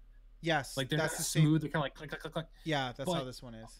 Other than that, I haven't had any problem with it. And I've played things like Fortnite with it. I haven't played Paladins with it yet, but I've done Fortnite with it. I've done Breath of the Wild with it, Yoku's Island Express. There's been a couple different games I played with it, and it's all been fine. Like I haven't had any issues with it. So, and I think that was $18 or $20 maybe. So it still wasn't bad at all compared to a Pro controller. But plus it's wired, so you get that faster response time than you would with the wireless. I'm seriously considering it now, just because I'm like, I can't. If I'm going to be playing this for any length of time, this is just going to be god awful. Yeah. Yeah. But that's it for games. So 2 movies I did see. Ironically enough, we went to a drive-in a few weeks ago and saw these 2 back to back with the family. Was Incredibles 2, which I believe you saw, right? Yes, I love that movie. Me too. It was so good. A great follow-up. Like having to wait 14 years for a sequel for this one, like they delivered. Yes. Like, I enjoyed it. It had a good story to it. Made me laugh a lot. Like the interactions with Jack were just phenomenal. Like he was such a good character in this. Yeah. And I don't want to spoil it for anybody that may still want to see it, so I don't want to give anything away. But I will say, if you're even remotely an Incredibles fan, go see this one. I think it is better than the first one. Number one, the characters are already established for the most part. There's not an introduction of a whole lot of new people per se. Yeah, that's a good point. You get so more you're able story. to kind of jump in, right? Yeah, you're able to jump right into the story and run with it. So it is. I guess the only critique I will say is a little Miss Incredible heavy. Yeah, but that's the story. But yeah, it's kind of like she was like my least favorite in the last movie, and now she's the star of this one. When I talked about it before, I said I hope you like Elastigirl ass. Yeah. Because there is a gratuitous amount of, I don't know who designed her, but it's just a weird body shape. Yeah, she's got mom bod in it, and yeah, it's okay. I think it's what the kids call thick nowadays. Yeah, she's with thick. 2 C's. Yes. Yes. Exactly. Yeah. Real quick, did you appreciate or notice what I had seen in that, like the lighting and the color of the movie just seemed like this won't mean anybody who hasn't seen it, but goggles. Yes. Just goggles, right? Yes. It's insane. It's like crazy. What Disney Pixar is able to do with light and textures and shadows on these animated things, it's insane. That hair is another big thing that like a lot of animated studios cannot do, and these guys do it no problem. Like, okay, we got that figured out. Let's do it. Yeah, it's incredible. Incredible. I see what you did there. Anyway, and the second one I saw, I'm not sure if you saw this one. I don't think so. No, not yet. Okay, but you saw the first one. I know Jason hasn't because he still has your Blu-ray from like 20 years ago. Yes, he does. Okay. I will not spoil anything because I know a lot of people haven't seen. I think a lot of people were straight up like, I'll wait for it to hit video. Because let's be honest, Ant-Man wasn't in the upper echelon of the MCU, even the last movie. Like, it was very funny. At the time, I think it was the funniest one that came out. It was like Iron Man 2 to me. You know what I mean? Not quite as bad, but it just kind of didn't really resonate with me that much. It was just kind of like, that happened. Yeah. So I get that. So I agree with you there 100%. This one is so much better. Once again, I think it benefits from characters already being established. Even though there are new characters introduced. Not a ton, but it's there. And the addition of Wasp is exactly what Paul Rudd needed. Someone to play off? Exactly, because in the first movie, he was playing off his other ex-con friends, and it was always, jokey. There was never any sort of, like, grounding in that first movie. Yeah. This one, because her character is very down to business. Okay. He's able to play off that, and it makes... I mean, they have great chemistry. Like, they are so good, the two of them together. So she almost plays like the straight man in this, like, comedy sort of duo, so to speak. Yep. She's the tough guy over him, being Ant-Man. So like, it works so good. Not gonna spoil anything, but I will say, in typical Marvel fashion, this does suffer from... I don't know how they do it. They do heroes so great, but their villains are often a little soft, a little one-sided. With the exception of Thanos, I think every villain in like the MCU has kind of been like all this build-up and then nothing. Yeah, you don't really see too much of their side. It's just, this is what I'm going to do, and then I try to do it, and then you stop me. Gosh darn you! And this one especially suffers from a little bit. So I'll get mildly spoilery. This villain could have been avoided as a villain if people would just talk to each other. Like, she's Ghost, as you see in the trailer, not really a villain. Hmm. So it's almost throwaway, but it was a very good story, a much better story I think than the first one. And I didn't even know this. Lawrence Fishburne's in it.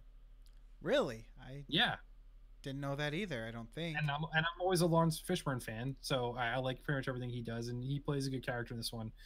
He was Michael Douglas's business partner back in the day. Like the two of them created the technology and stuff Okay. like that. So I was like, was So, he in the yeah. first one? no, he was not in the first Okay. one, which was one of those moments where you're like, oh, convenient person who hadn't existed priorly. Yeah. But How no, have I never heard of him?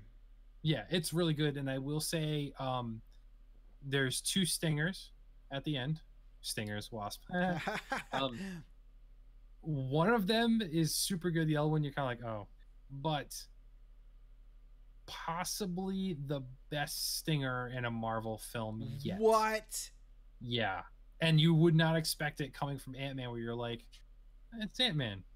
But it's Right. like you got to remember the timeline for this one. They've said this, so this isn't spoilers. This is going on while Infinity War is happening elsewhere. Oh, okay. See, I didn't Because know if that. you've seen Infinity War though, right? Yes, yes. Okay, so Infinity War, most of it takes place off the planet or in Wakanda. Right. So the rest of the world doesn't know what's going on because the rest Yeah, of I the world guess doesn't that's know true. Wakanda. Yeah. So, yeah, stuff happens. But Interesting. yeah. How long? Yeah. How long is that stinger? Would you say? Like, as far as, I mean, I don't need a second count, Yeah. but minute and a half. okay. So you get It's a longer Yeah. stinger than what you normally see for them. But yeah, kind of makes you go, holy shit! After all that, Is that the second one or the first one? It's actually the first one. Oh, really? And then the I, second th- I one. think Is it's I think it's the first one. I'm trying to remember. I'm guessing the other one's a throwaway joke of some sort. Yes. Okay. I was gonna say, Yeah. wouldn't be a Marvel stinger without some kind of Okay. ridiculous joke. Dan says it's stinger number 1, and he agrees with me that it's the greatest stinger.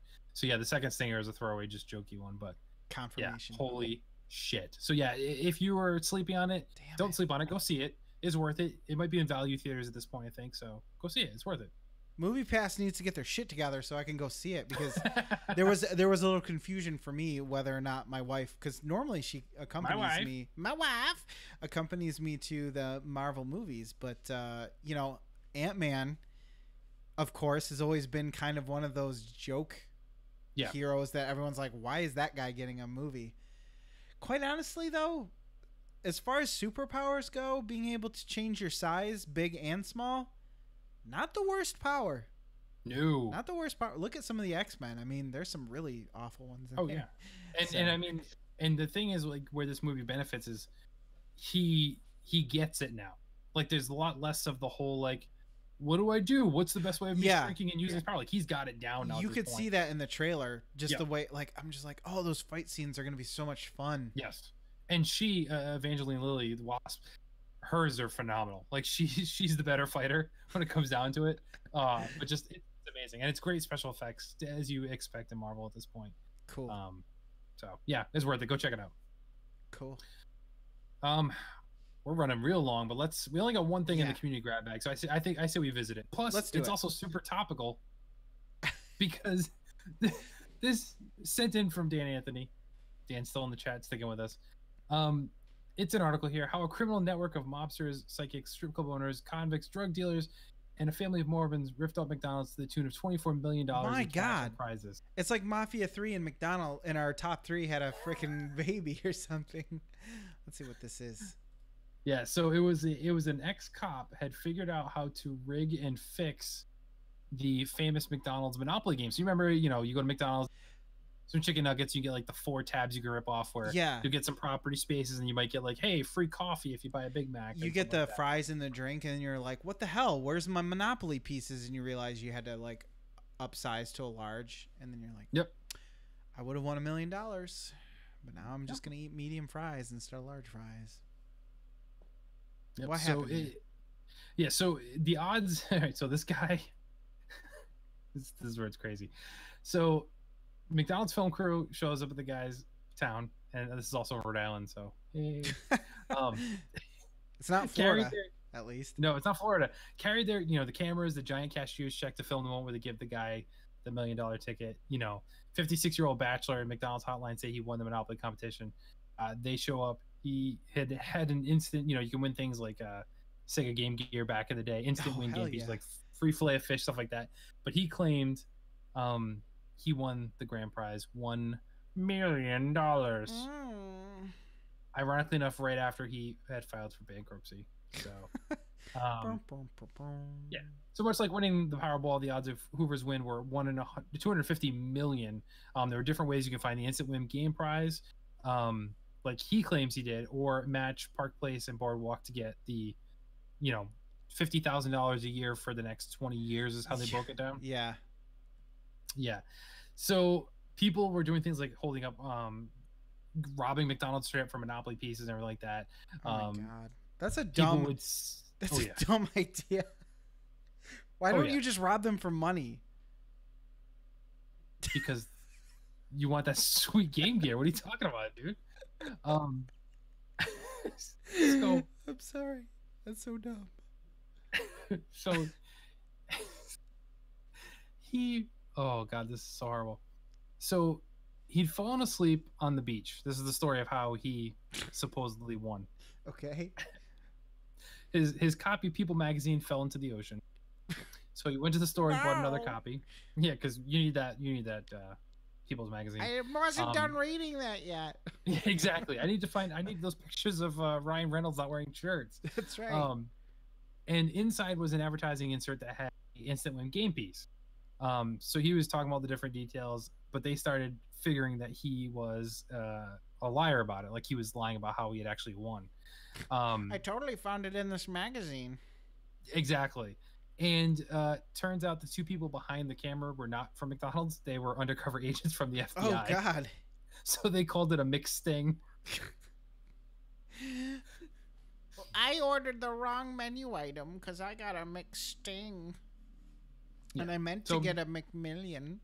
Right. And McDonald's, you know, they're smart about this. Every kind of works. They make an extremely limited amount of the pieces you need to make sure you win. I was just gonna say, I would imagine that they have those things on like golden ticket lockdown. Like they know exactly where those things are going. I always assumed that you would have to go to different regions to get the right. Right. Tickets. Exactly. So the investigation started like years earlier, where they had a tip that that people were rigging it.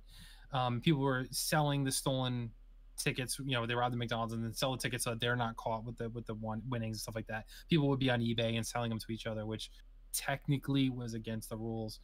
But this Uncle Jerry would demand cash up front, requiring winners to give them the money in order to get these pieces to win these bigger pieces. So he claimed that he had 3 different $1 million prizes and an instant win for a Dodge Viper. Did anyone at any point go, why is this person not selling this for $1 million?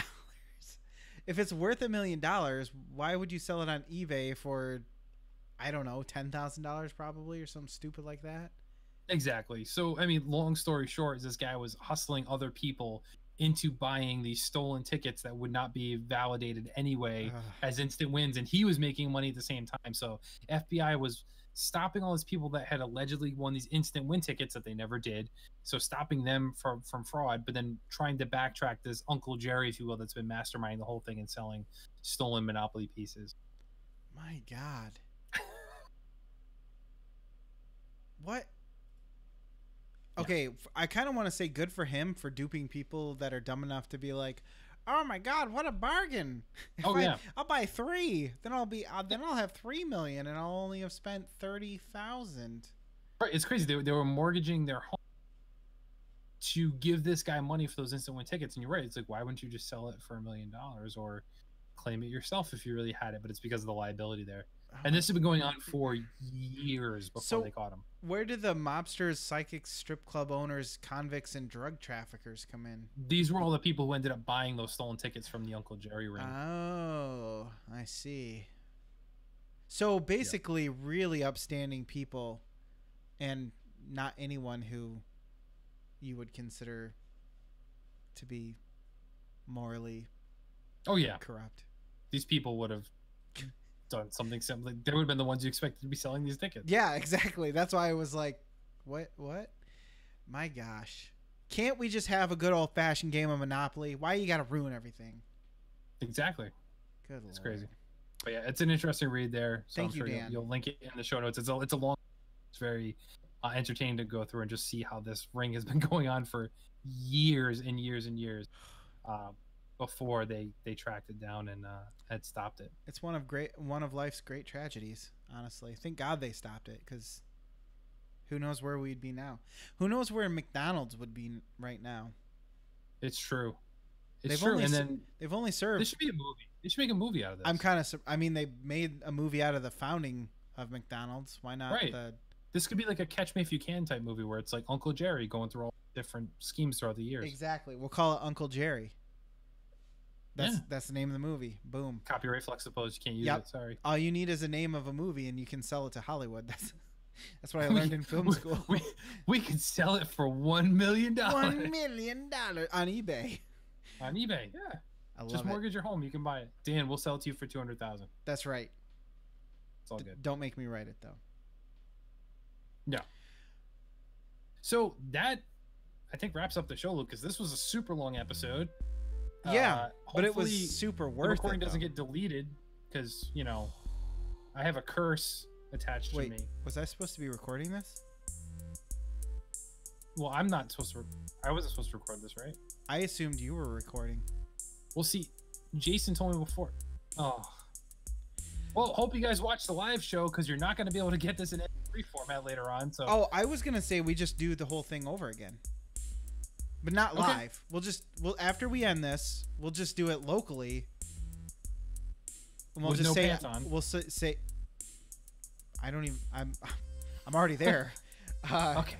And we'll just start from the top and say all the things we said. That works. Cool. I think that sounds like a plan. So, yeah, everyone, pull up a chair. This is Fluxtaposed episode 222, even though it's labeled 221 in the YouTube. Recorded on July 31st. You know what? It's kind of late. I don't want to. We'll do it tomorrow. Just wait for Jason to come back. What if he never? Or you can get comes back? Nathan. You can get Nathan. I have Nathan on speed dial. I'll call him up. I'll say. I mean, he's on a different time zone. He's an hour behind me, so it's not as late where he is. So he can start. okay. So 222.5. 0.5. Yeah. Yeah. Let's Yeah. go with that. It'll be like you never happened.